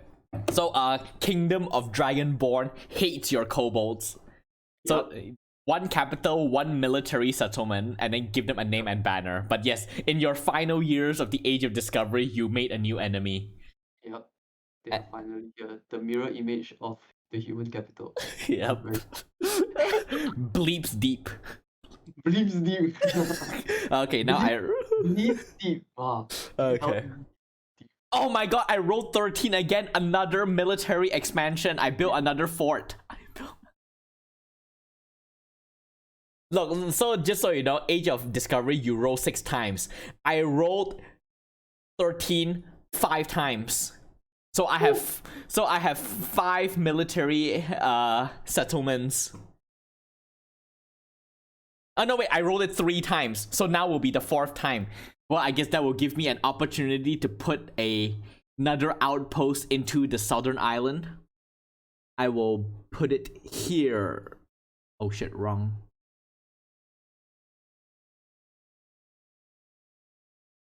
Okay, slowly spreading south. So this will be Fort. Actually, no, I'm gonna give it another name. I got a colonization mining. You? Yeah. Trading. You got mining? Coastal colonization mining. Volcar Keep. Volcar Keep is constructed.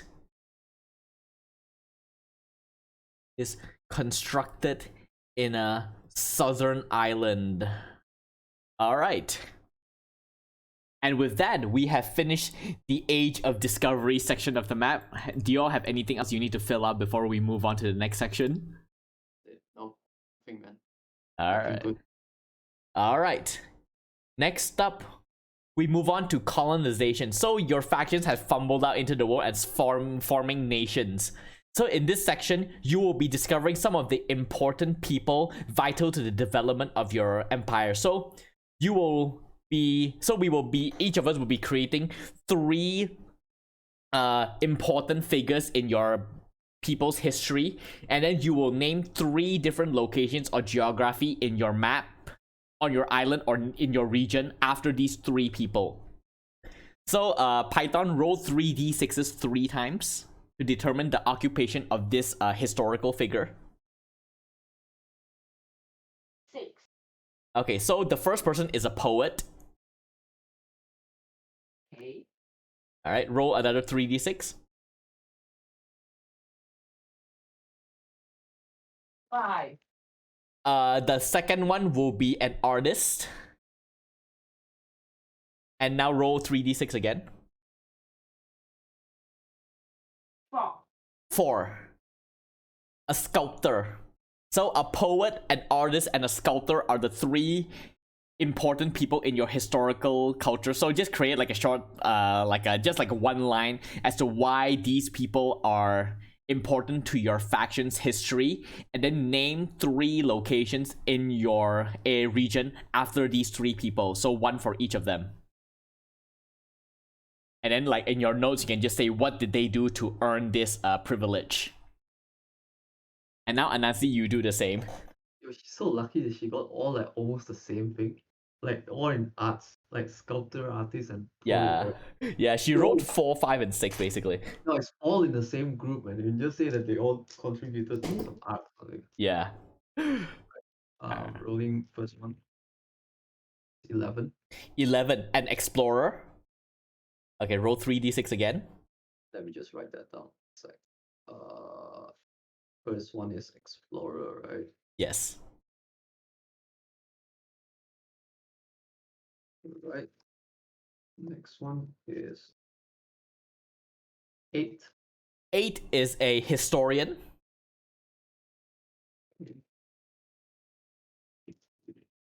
And 14. And then 14 is a diplomat. So just give them a name, give them like just one sentence why they are popular, and then name through one location each after them. And now I will roll for mine.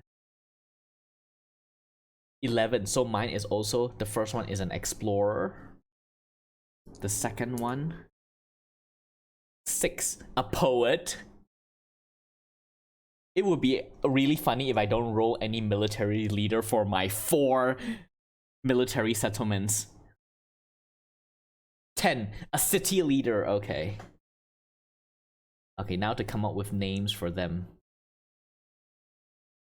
Okay, so the explorer is easy. I can just name them Leshy, the explorer that found the island of Leshy.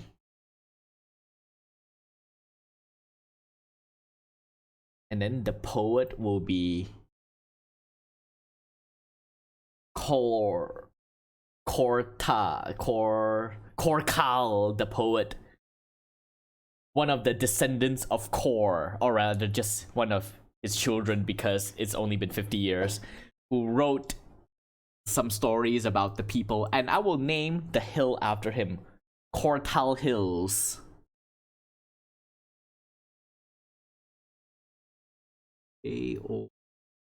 Oh no, wait, wrong. Hills. And now for my city leader.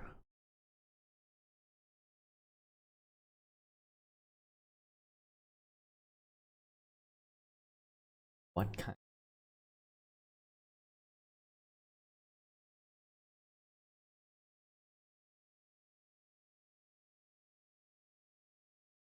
Pava, the city leader.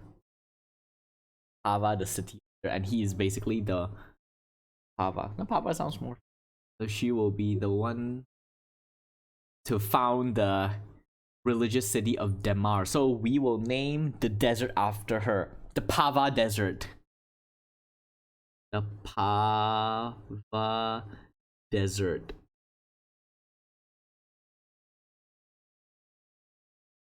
Actually, I don't want Leshy the Explorer because I want to name something else. So,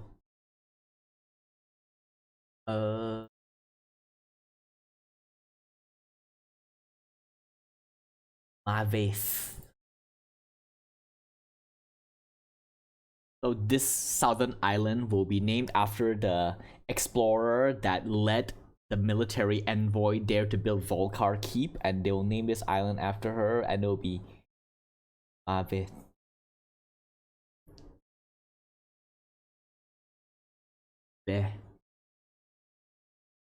Mavethim, so the im prefix will be their word for island, so Mavethim, the southern island.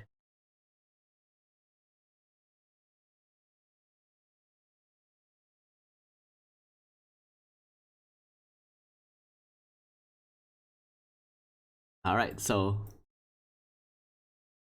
how are the rest of you doing? Quite okay, almost finished.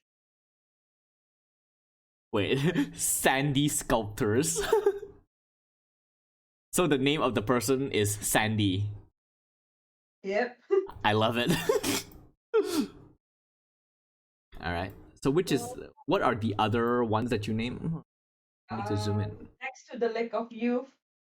Oh, Jungle of Ivanti the Poet. Yep. And then the third one would be Still processing. all right.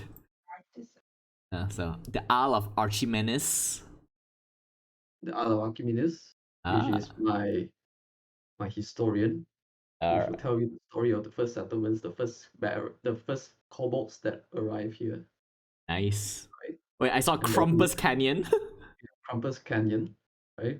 All By the right. great diplomat Crumpus, which is always in the talks between the Dragonborn capital, the hostile capital with the human capital, and also the kobolds and the elves and the goblins. They all meet in Crumpus Canyon to have a council to talk out diplomatic talks right in the center. And then we have the very far bottom right.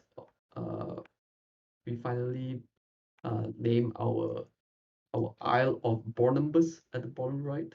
Bottom right. Oh my god! Oh my god! Control Z, whoever did that. Carcinos has striked on Holy shit. The world was just devoured. Okay, wait, bottom right, I don't see where is. Bottom right, where the god of harvest is, the lonely island. Oh, I forgot that island was there. The Isle of Bornambus. Alright. Inspired by Columbus himself. Oh my god. It's my explorer. He founded that and also started the Evening Watch. Okay. I'm not gonna name the island map. I'll just name this plane like the explorer go across the hill, met with the orcs, and then name the plane after herself because that's what explorers do. Colonization. Let's go. Oh god, someone type Penang colonization vibes. There's so much water in my place. Like I'm not using the space correctly. No, it's actually good because then it means that you have more stuff like within a single, like your island is so small but you have 3 kingdoms on it including your one. That is so cramped. Yeah. If I started on a very like the main capital, if I started in like the bottom right aisle, oh my god. Yeah. It's like going to be brushing shoulders at each other. Every day is war. Yeah. But at least the elves, I think the elves is like neutral towards you. It's just the dragonborn that wants to kill you. Yeah. Mm-hmm. All right. So Python, have you discovered your third? Oh, Canyon of. Oh my god, Canyon of Art the Artist. Oh, RT the. Okay, love it. The artist. All right.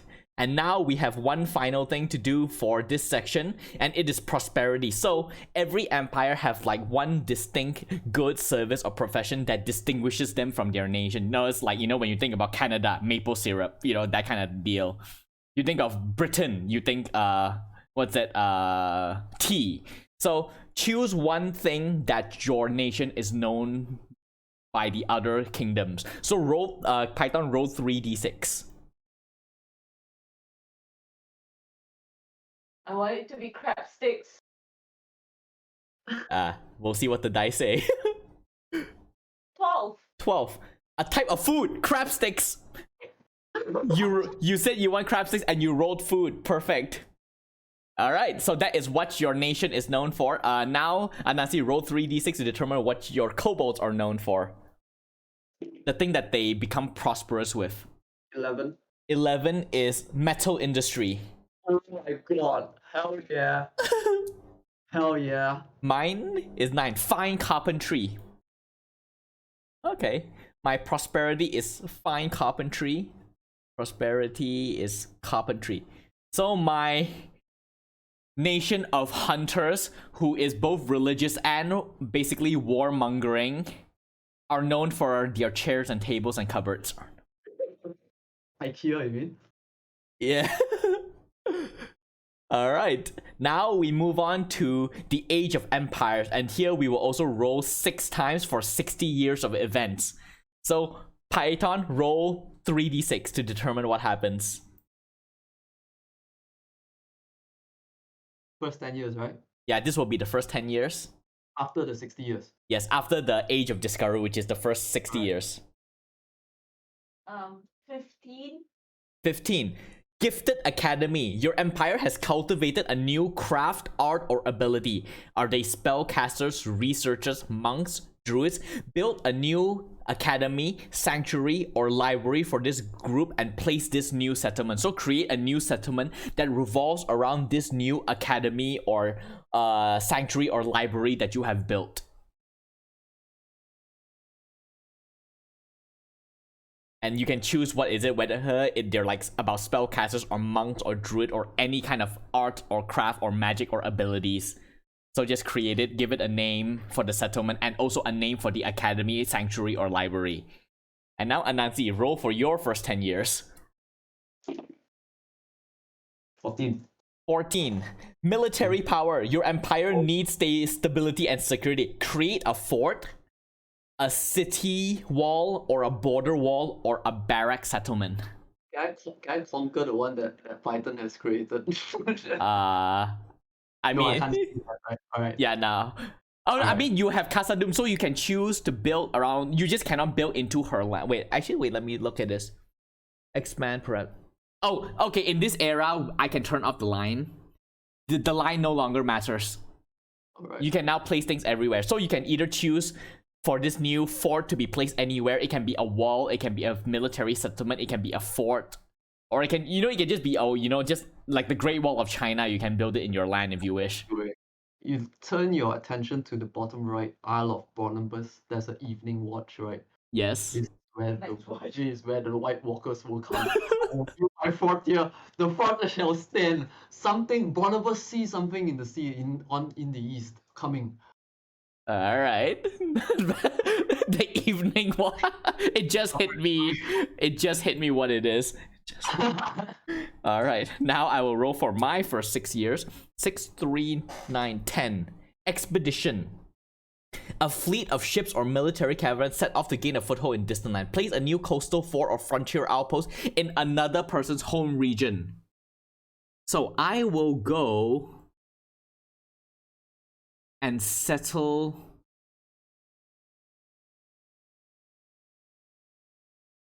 Let's see, where is a good location? I will say that this fleet came from Volcar Keep, and I will construct a settlement here on the island of Barnabas. Gosh. Alright. Oh god, I cannot draw because What do you want? Let me know. just draw a fort on the over there. Fort. Alright. Yeah. I'm gonna do a Oh, I'll do it in black because that is the color I draw with mine. So I know that it is mine. Alright. So I'm gonna do a Yeah, you saw how I draw my fort, just draw it No, the same way. wait, where's your fort? One Yeah, sec. yeah, I have a lot of forts. Okay. Alright. Let me see if I get this right. So it's something like that. Yeah. All right. And then Yeah, it's technically not a military, it's just a frontier outpost. like that. Right? Yes. All right. And what is the name of it or anything? No, the name I can just draw in the ocean. I will call it. I'm gonna put here as the name. Yeah. And I will name it Vulcan Outpost.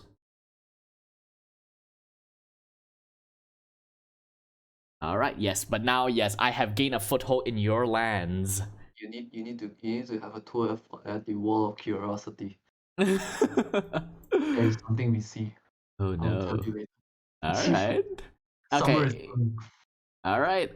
Python, where did you put your new thing? Heart Academy. Oh, Port Academy. So what is it? What kind of academy is it for? What options do I have? It can be anything. It can be like for a new craft, art, or ability. So it can be like spellcasters for researchers or monks or druids.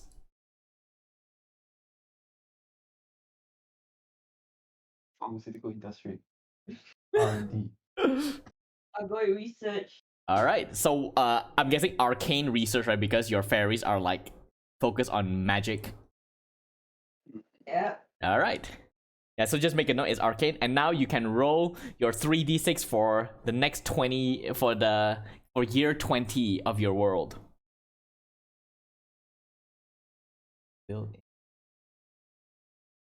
Bornumbus.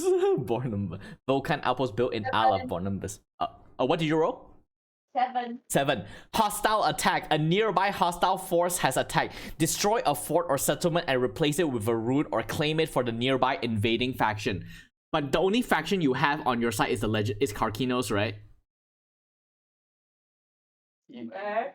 Yeah, okay, so Karkinos destroy another one of your settlement No. and replace it with a ruin. So just make a note in your timeline. Karkinos destroy another settlement. You can choose which one. This crap, man. This crap. We can't have another settlement from another player destroy. No, it will have this one for this purpose is on your side, I think. Wait, actually? A nearby, yeah, no, because this is a nearby hostile force and Karkinos is the closest. Alright. Okay, yeah, so yeah, unfortunately Python destroy another one of your settlement. To ask this, the Vulcan outpost, right? Is it what race is it? Goliath. Goliath race, right? Goliath with my kobolds. Yes. Nice. The last alliance of kobolds and Goliath march in the Isle of Bornumbus. The small and the big. Yes. All right. So Anasi, roll 3d6 for your year 20. Okay. 12.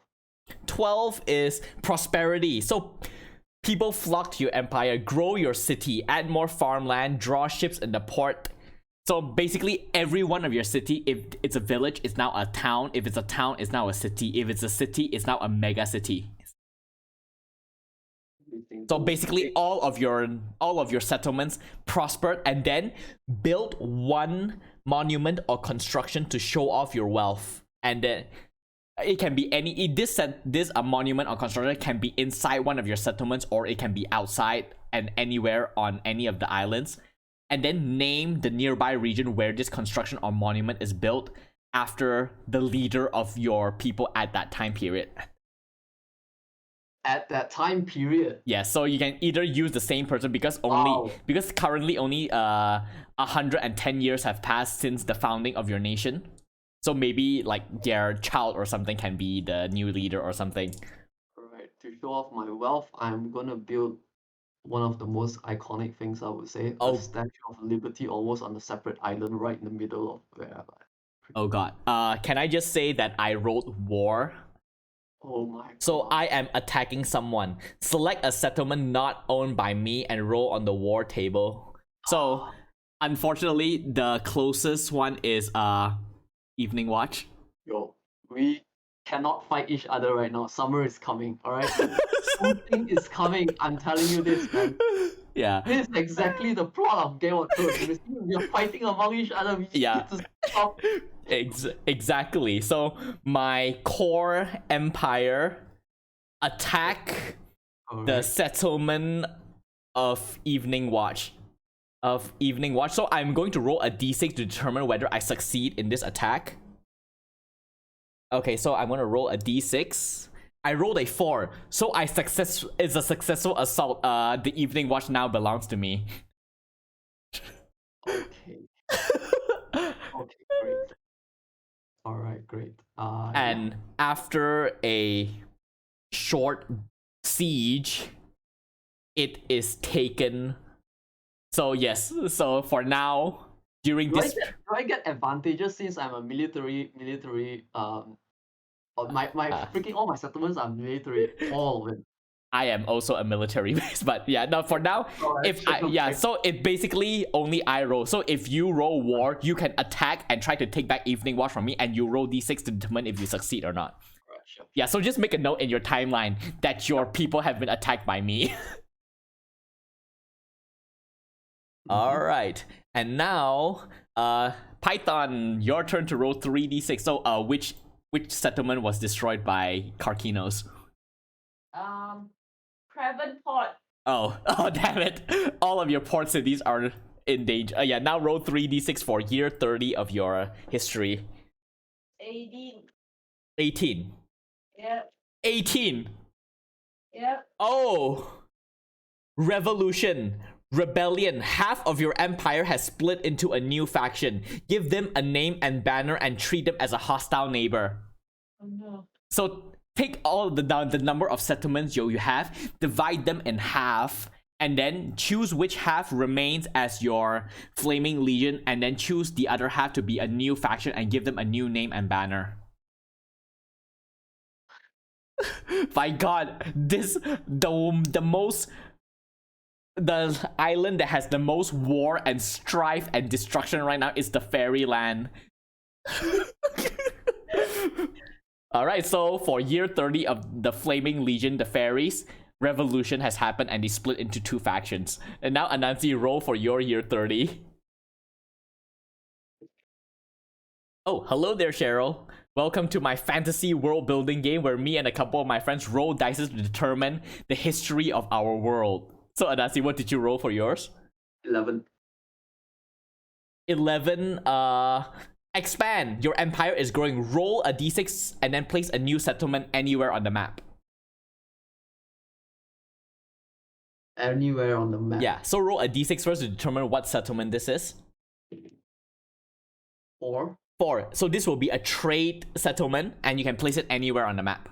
Anywhere. Yes. Even your quadrants. Yes, if you want.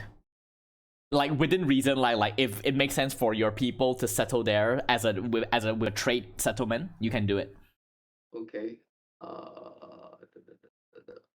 Well, I can't go on your part because you're at war with me. On like, that's the truth, right? Yeah. Oh, you can visit the fairies. 10 years, 10 years of war. 10 years have passed. Is it over? Would you give me back Evening Watch? What would you have done with Evening Watch, bro? I just don't get. This is the thing. I'll give you. You know what? No. You know what? I'm gonna build another settlement right where Evening Watch is. I don't give a fuck, man. This will be the new. The dawn. Maybe this trade town could be one that you try to build in order to try to like barter an alliance with me too, and then depending on what I roll, maybe I'll give you back. It depends, honestly. At this point, it's out of my hands. Yep, I'm gonna build one more right here in the pot there. Not non-intrusive, non-intrusive one. And I'm just gonna put one right here, non-intrusive. All right, I will name it a new dawn. All right, I rolled 13. So trade, economic prosperity. Build a road connecting my empire to another faction, then add a trade post somewhere along the road. It would be a bit funny if I build this to you, the kobolds, because I just conquered your land, but so it makes no sense. So I will do it with the fairies. Wait, I just saw an arrow that says, oh, is this new faction called the Aquaman? Yes. I'm gonna change the name. Give me a moment. Okay, I mean, it fits. Okay, so I am going to create a trade route from my land across the ocean to this fisherman settlement. And this new settlement will be a trade settlement. It'll have to be a trade settlement, so I'm just gonna draw like a level, like a scale. And I will name it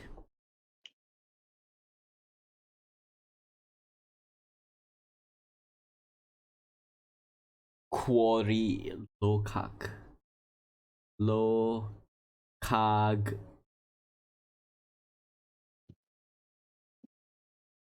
Yeah, just Lokag. No, not Lokag, not a good name. Or a town. Let's call it Kyothi. The trade town of Kyothi. I have established trade with the Aquaman, not the Flaming Legion, so not Lady Python's actual nation. Alright, so Lady Python, roll for year 40 of your world.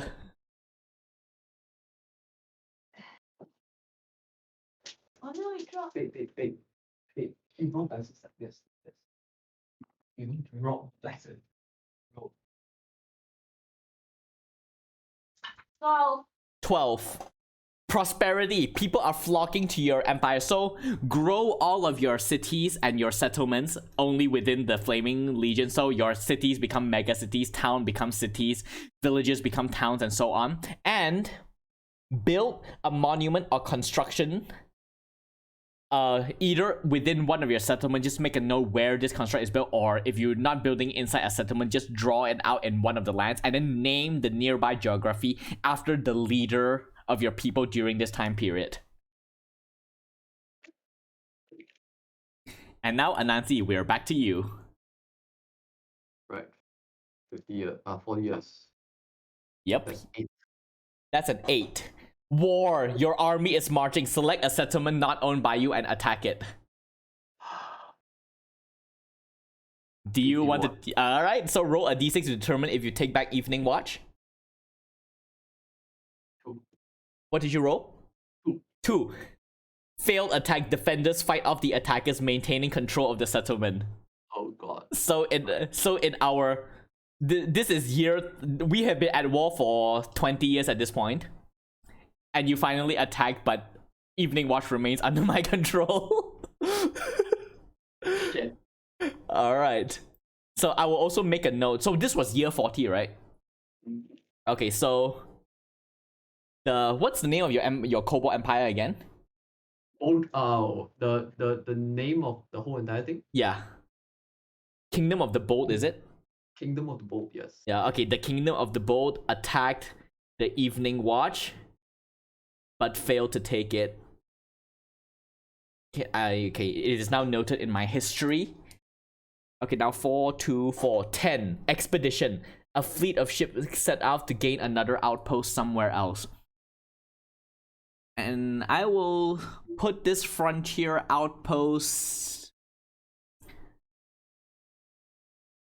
to this land over here. This place where the Sacred Grove is.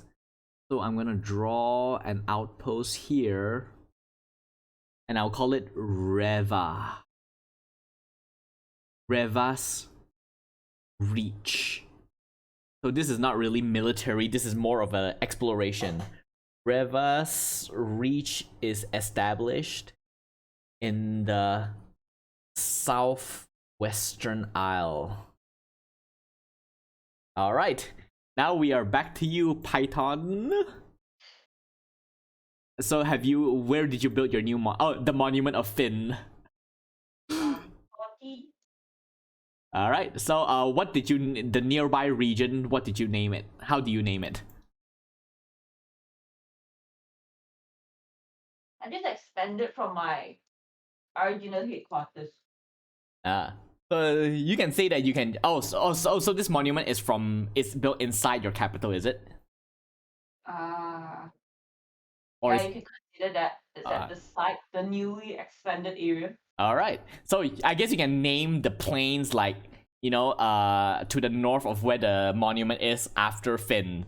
Or the leader of your land, like the plain of something, of the plain of Finn or something like that. Okay. Yeah, but now, also roll 3d6 for year 50 of your history. 14. 14. Military power. Your empire needs stability and security. Build a fort, a border wall, or a barracks. And considering I think your nation just split into two, maybe a wall along your southern border might be a good choice, but it's up to you. That's just the first thing that popped into my head. But yeah, you can build a border wall, a fort, or like just a settlement. Oh, I see you're going with the Great Wall of the Flaming Legion. You can also name the wall if you wish. But yeah, Anansi, roll for year 50. 6. 6. A hero arrived. A powerful hero has showed up in the Empire. What did they do? Draw in a statue, monument, or name a geography near your capital or the location of the event. So your nation has gained a hero that has made his name throughout the Empire, and you have constructed a statue or a monument in his name. Right. And then you can name a geography near your capital after him, or you can name a location where a great event where this hero is involved is at. Okay. Settlement. Yeah, no, a monument or a construction. Basically, something to pay tribute to this hero. Okay. And then name a geography near your capital after this hero, or name a location where this hero has done like feats of heroism that warrant that region being named after him or her. Okay.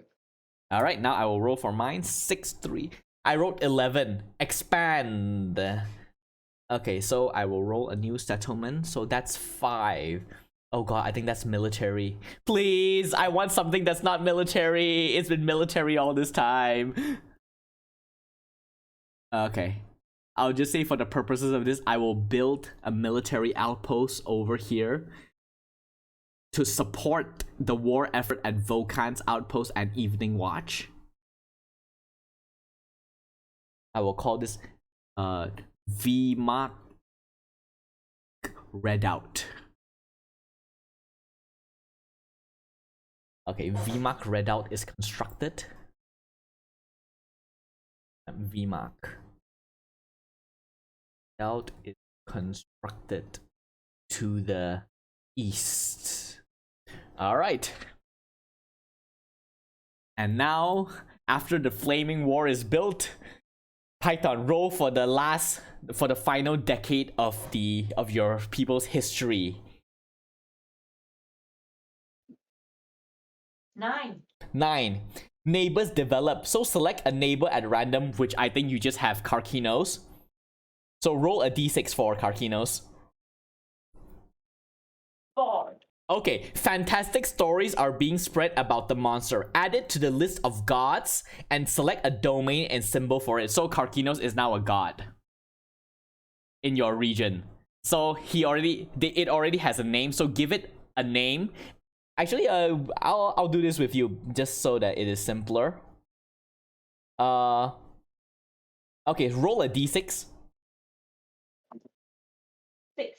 Okay, so Karkinos is the god of something grim. Death, grave, nightmares, underworld, cannibalism, night, or whatever you can think of that is grim. So what is Karkinos a god of?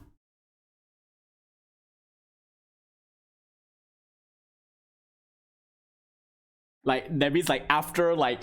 So basically Karkinos has been harassing your people for more than 100 years and you are now worshipping him as a god of something dark and evil.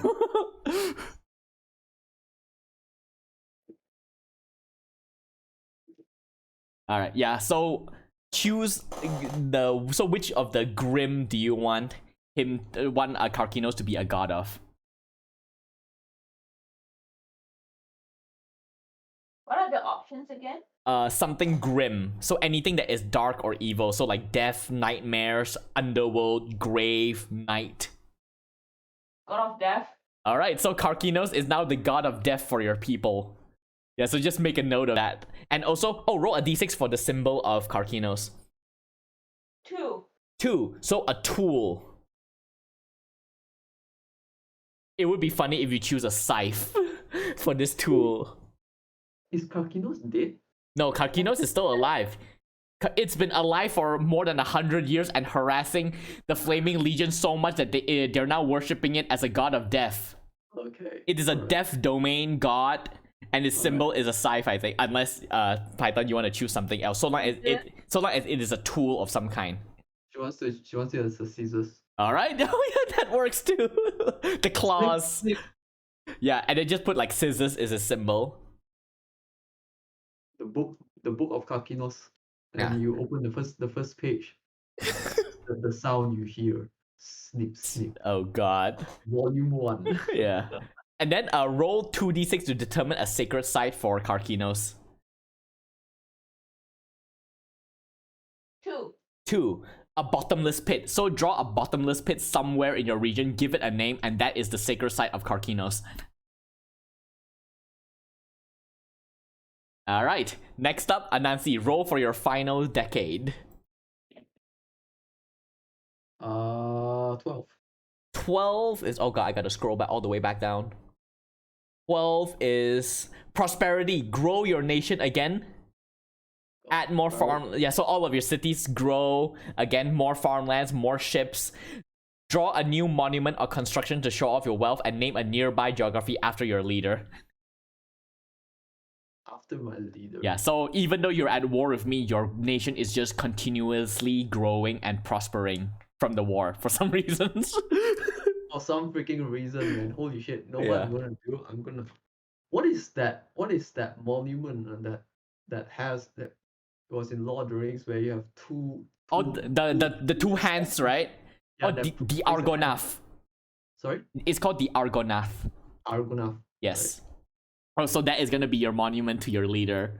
Yep. So one is an image of myth, and then I'm gonna duplicate it. How do I duplicate it? I'm gonna draw another one. All right. Okay, so I wrote military power again. So build a fort, border wall, or barracks. So I'm going to build a border wall.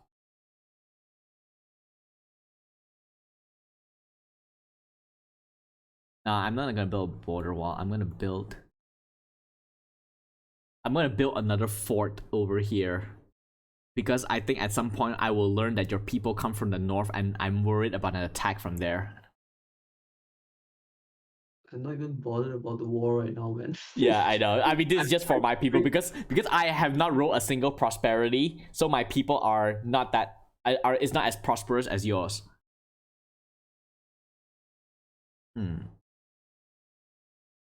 Fort Alcan.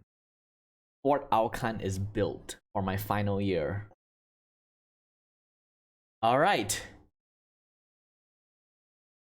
And now, okay, so are you all done with everything you need to draw?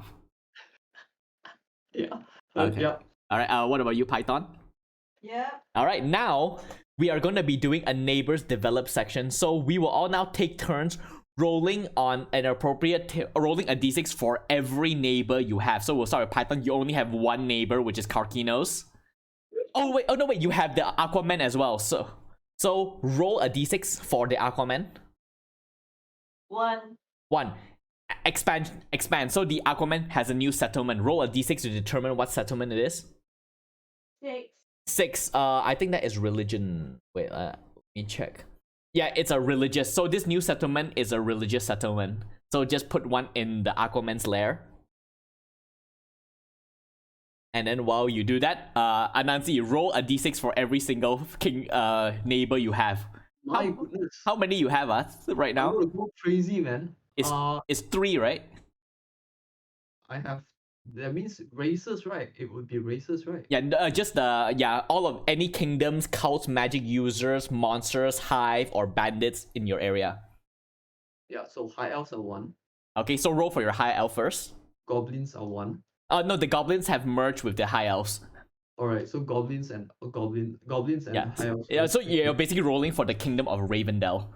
Yeah, 1. 1. So expand. Add a settlement for Ravendell. So add a settlement for Rivendell. Yes. So I'm gonna copy it. Okay, I will roll for my orc tribe. 1. A monster.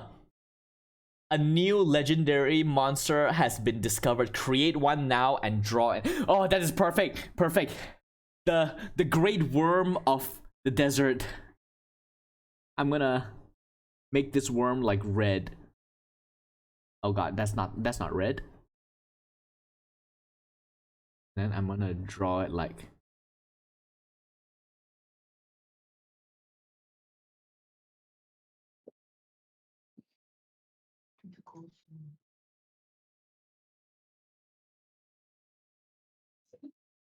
all right. Great worm. Oh god. I don't own that area.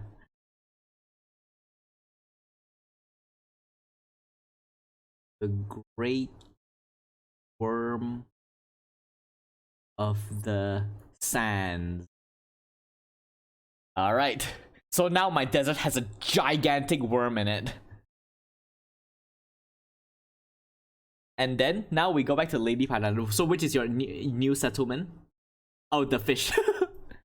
All right. Now you roll for your brigands, the crabs.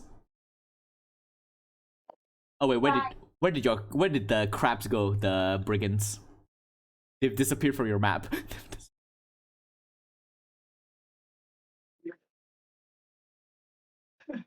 What? Yeah. Draw back your brigands. The one, the skull. Yeah, you have a brigand. We have a brigand, right? Which is like pirates, Yeah, crabs. they're basically like highwaymen and bandits. They are right in the middle one. Yeah. So roll a d6 for the crabs to determine what happens. 4. 4. Expand. So your brigand has expanded and they have a new settlement. So draw another. If you erased everything again. Yeah, so draw another skull to draw like a new settlement that is the headquarters of the crabs. They have become more powerful now. And now for Anansi, roll for another one of your neighbors. I guess the Dragonborns. Dragonborns 2. Okay, 2. They're a kingdom, right? They are a kingdom, yes. Okay. No, yeah. Alright, so build a new coastal settlement for the Dragonborns. It can be anywhere. Okay. Or where you think would be logical for them to have a coastal settlement. Oh, it's still the same place. Almost not gonna go far. Okay. For me, I have nothing to roll at this stage because it's only me and the orcs right now in my land. Okay. Alright, Python, have you drawn the new brigand settlement? Yep. Okay, so now you will roll for Karkinos to see what it does.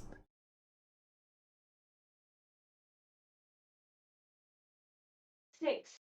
Fury. The monster has unleashed its rage onto a nearby settlement. Destroy and replace it with a ruin. So Karkinos destroys another settlement.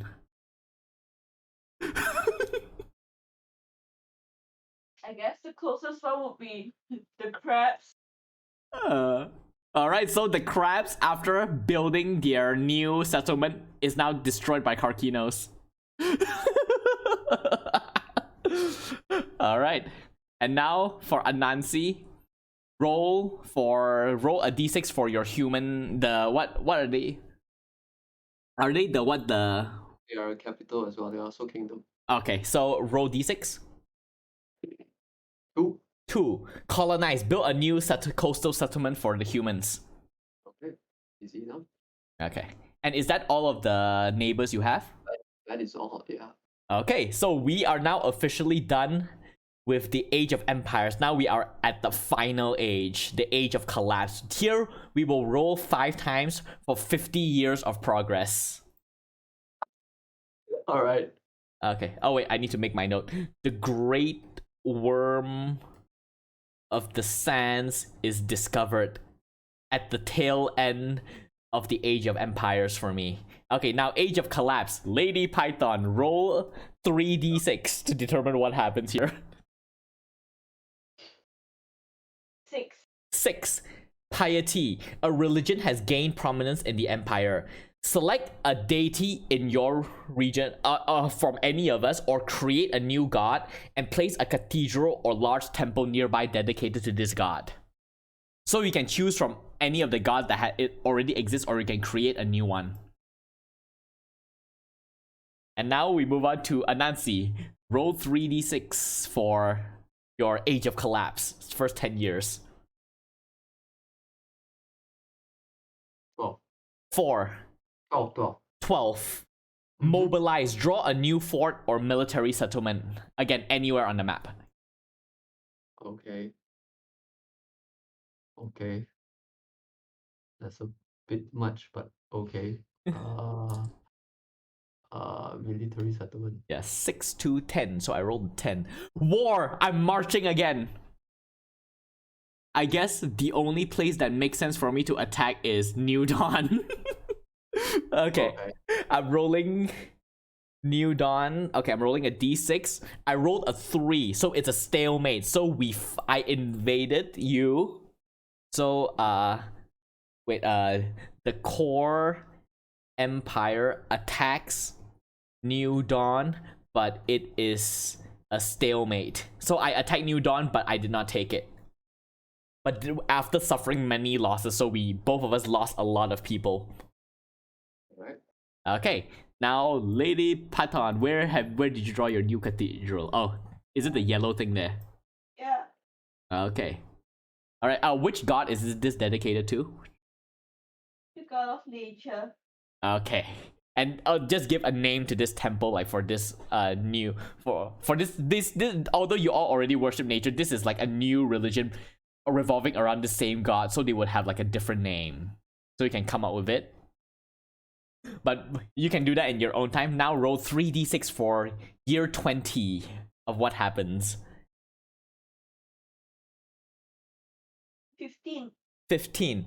Vassalage. A neighboring faction has joined your empire. Create an alliance banner and give your new united empire a name. So literally the only one you have is the Aquaman. So the Aquaman has now joined back with your Flaming Legion. And now, do you want to create a new name for this new alliance, or do you want to stick with the Flaming Legion? I'll stick with the flaming. Or the new Flaming Legion? Wait, also your flaming wall disappeared. It's a flaming Aquaman! Wait, come again? A flaming Aquaman! Okay, alright, so so you can create a new banner for this, like a combination of the Aquaman and the Flaming Legion's banner to become the Flaming Aquaman. But yes, that your nation is now one again. And now, Anansi, roll for year 20. Oh shit! Wait. Oh. Alright. 8. 8.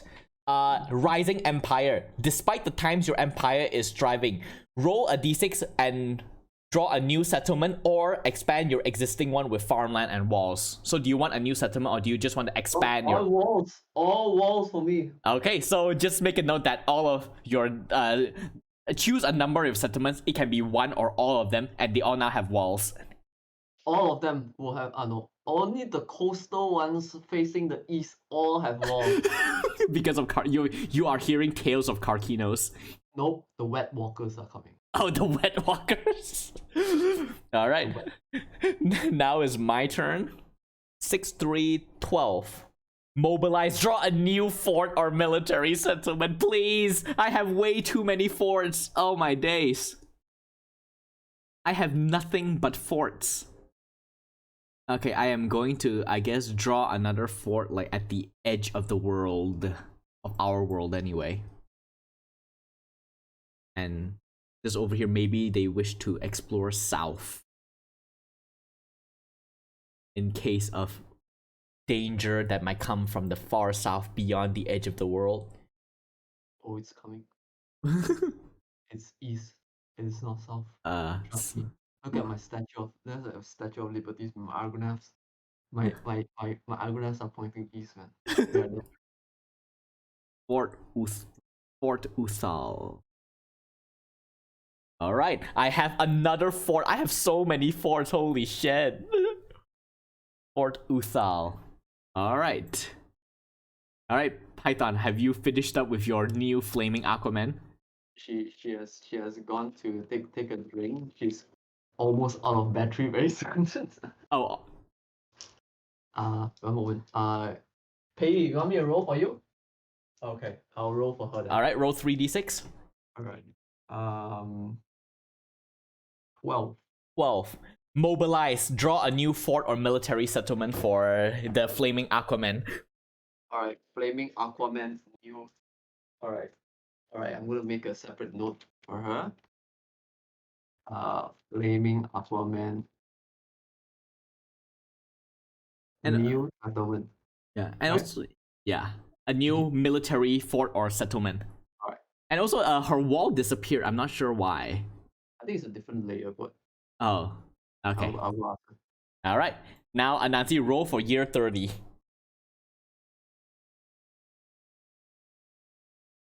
Real 30. Yes. 10. 10. War. Your army is marching. Select a settlement not owned by you and attack it. Alright, evening watch. Alright, roll d6 to see if you succeed. Please! Goodness gracious, it's 4. 4. Successful assault. Oh my Evening god. watch is now yours again. Yes, the evening watch is mine. Okay. Retake. Alright, the Kingdom of the Bold has taken. Kingdom of the Bold retakes Evening Watch. Right. Alright. Alright, so our war has continued for like about 80 years now. Oh my god. Yeah, but now that you've taken back Evening Watch, the war I think is officially over. Unless bring out the dragons, man. Yeah, unless I win a war again. Yeah, unless I roll war again, then we fight one more time. Okay. Alright, Okay. I rolled 4, so that is Arcane Disturbance. Ooh. Or anything from a new tower to a massive crater. Okay, so you... What Arcane Disturbance? The worm is magical. The wall is... I will say... you're mentioning the Wet Walkers. You say they come from the east, right? Come from the east, yeah. Okay, so what would this... if, let's say this Arcane Disturbance I wrote is part of the Wet Walkers, what would it come in the form of? They will walk from the bottom of the sea and come out to your shores. Okay, so that means something will be happening in the ocean, right? Something will be happening. Okay, in the ocean. which ocean do you want this to happen in? Oh shit, it's on the right side, basically the Eastern Ocean. Okay, so alright, I will draw it out. What do you want this Arcane Disturbance to look like? Okay. Maybe a ghost ship, something like that. Alright, okay. Ghost ship.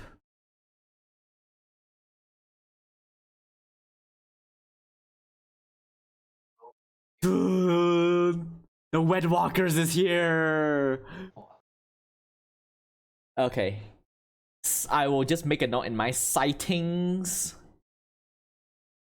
Sightings of a spectral ship to the east. And that will be mine. Oh god, I just saw things move. Alright, now is Lady Python's turn. Roll 3d6. Yes. Yep. You have 2 more to go. Yes. Oh. 4. Arcane Disturbance. 12. Oh, 12. Mobilize. Draw another fort or military settlement. So combined with the previous one, so Lady Python, you'll be drawing 2 forts or a military settlement in anywhere you want. But it is part of the Flaming Aquaman. And now, Nancy, roll for your year 40. 14. 14. Evil lurks. Something sinister has claimed a nearby ruin. Place a new cult, tribe, mage, hive, or monster onto the map on an existing rune. If there is no empty runes, find an empty place on the map, draw a new rune, and put the evil there. The evil there. Yes. Oh god, this is insane, man. Alright, where the ship is, I'm gonna put another small little island. Okay. No, you don't create new land. You just draw it on a pre-existing land. So you can draw it on my eastern shore because the ship is spotted there, right? So you can draw it like in my land, like somewhere here or something. Just, you draw it, and you just put whatever you want on Vegas. All right. I will draw a rune over here, like broken pillars. The Wet Walkers, they have reached your shores. All right. What do you want to name this rune? Since you are the one who wrote to this rune. Hell, the Wet Walls. The Wet Walls. Alright, so these new runes that no one knows about has now been claimed by something, and because of the unnatural phenomena around it, it is called the Wet Walls because it is ever moist, despite there being no rain. Alright, I have to make a note of that. The runes of the Wet Walls are occupied by an ancient evil. What do you want this to come in the form of? A cult, tribe, mage, hive, or monster? Are you consider monster, or are they considered like a hive? Depend. A hive is basically like, the aliens. Like hive mind, right? Yeah. Let's do hive mind. Okay. No, a hive mind as in like insects, insects. Let's do hive. All right. So a hive. So the Wet Walkers hive. Yes. All right. Yeah. Okay. Alright. Okay. Alright, let's go. All right, now it's my turn. Alright. 6, 5, 4, 15. Vassalage, a neighboring faction have joined my empire. Create an alliance banner and give your new united empire a name. Okay, so the orc tribe is now part of me. Yeah. The core empire joins with the orcs of the plains to become the Korok Empire. The Core Orc Empire. This is just a placeholder name. And now, Lady Python, have you put down your 2 military settlements? She has done. Oh, okay. I don't see it on the map though. You done your settlements, the 2 settlements, the 2. No, What did you do? 2 settlements. You need to make 2 settlements. Yeah, draw 2 military settlements or forts. I can just give them like names. You can put a placeholder name. Yeah. You can just draw where you want it first, can come up with the name later. She rolled a 10, by the way. Oh, a 10. War. Your army is marching. Select a settlement not owned by you and attack it, Lady Python. Finally, your fairies are coming. Yeah, the fairies are mobilizing. Fairies are coming out. The crabs. They Yep. ride on the crabs. The fairies ride on the crabs. Oh my god. Oh my god, I'm not protected on the west. Oh shit. Who is she gonna attack? Yeah. Alright. Okay, so that is one of your military settlement. Okay, now you just need to draw one more. You can draw it anywhere on the map. Within your... Or you can draw it in another island. Wait, you're attacking someone. So you can draw your new military fort in an island where you want... Of the place you want to attack. Your cursor is very close to mine, man. Please. Get off. Alright. No, Alright, please. where do you attack? Where's the closest to this? To where? To my island? Alright. That would be the Dragonborn capital. Okay, so Lady... 100%. Alright, Lady Python, roll a d6 to determine if you win. 5? Yep, you claim Dragonborn. Okay, so you easily overpower that settlement and claim it for your own. And then you can place a new fort nearby after taking this settlement. So just draw a new fort in this new land. Yeah, this. Yeah, like a good place would be like at the hills here is like a good strategic location if you intend to attack the Dragonborn city more. But yes, that was a great victory for you. And now, Anansi, roll for your final... Oh my god, the crab! Crabs are here. Can you imagine if she sits on casinos and she manages to tame casinos and come over and take over? So. Oh god. Wait, is this crab the new military settlement? Yeah. Alright. Yeah, you can come up with a name later, but now Anansi, roll for your final year of the Age of Collapse. 8. 8. Rising Empire. Draw a new settlement or expand your existing one. Right. Draw a new settlement. Is it? Yeah, it can be anywhere, like I mentioned, from this point on. Okay. Oh shoot. What? Yeah, I was like, whoa, those strokes. And now I will draw my final year. 8.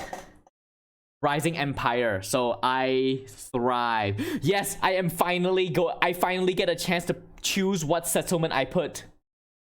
At least like not always military. Let's see what I roll. I rolled a 3, so I have an industry. So I mean, since I have so much people, this new settlement is gonna be like it will be a city of carpentry, a carpenter city, and I will build it actually in this new island. No, actually it makes no sense. Then I cannot trade. I will build it here.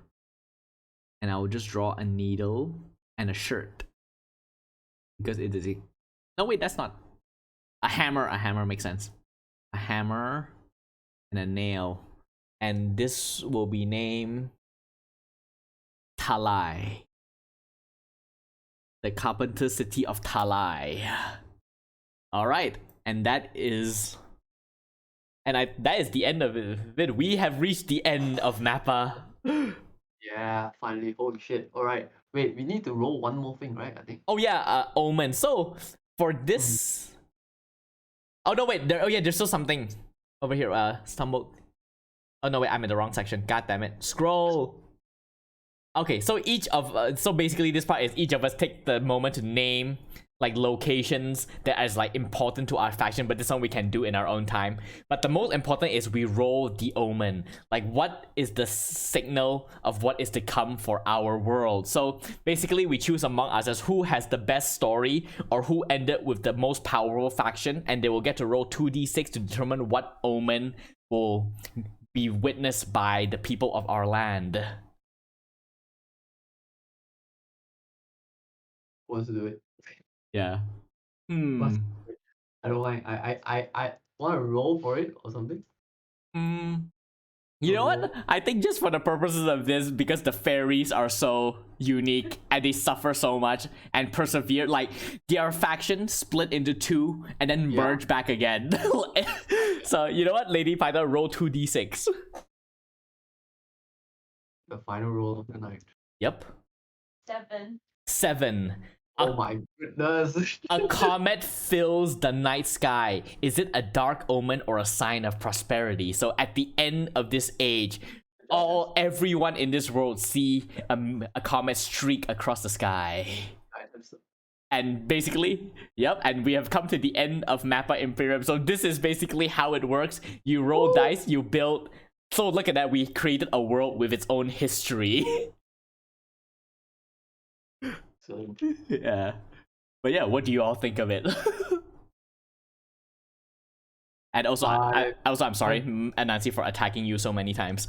don't worry about that. It's all dice, man. I mean, this is insane. This is insane. This is insane. We have created something insane. All right, over here. Yeah. Do you know that the middle island looks like a freaking turkey right now?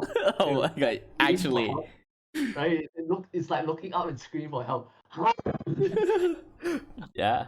But yeah, like just like that in just over 3 hours we created a fully realized fantasy world that we can literally play a D&D campaign in. Yep, definitely. I'm gonna try to put it up in a Nightshade Tavern to see if anyone wants to see this come into reality. Yeah, Candace, I was actually gonna do like once you all like polish up the map, you know, like Lady Python redraw the flaming wall that has been devoured by the land. You all, I will save this image. I will build it in Wonderdraft, and then I will post this up first. This is what we work, and then I'm gonna post the Wonderdraft later to show a before after. Awesome. Yeah, and also all of you send me the notes that you make of all the rolls that you make, so I can also create like a short stories, a short like timeline, like an appendix. No worries, man. All right, but yes, thank you for joining me for this little game. It was fun. Yeah. Fun. All right, and to all my viewers, thank you for watching. Hope this was entertaining to you, but it is time for me to end the stream. Bye. Thanks for hosting. Good night. Ooh.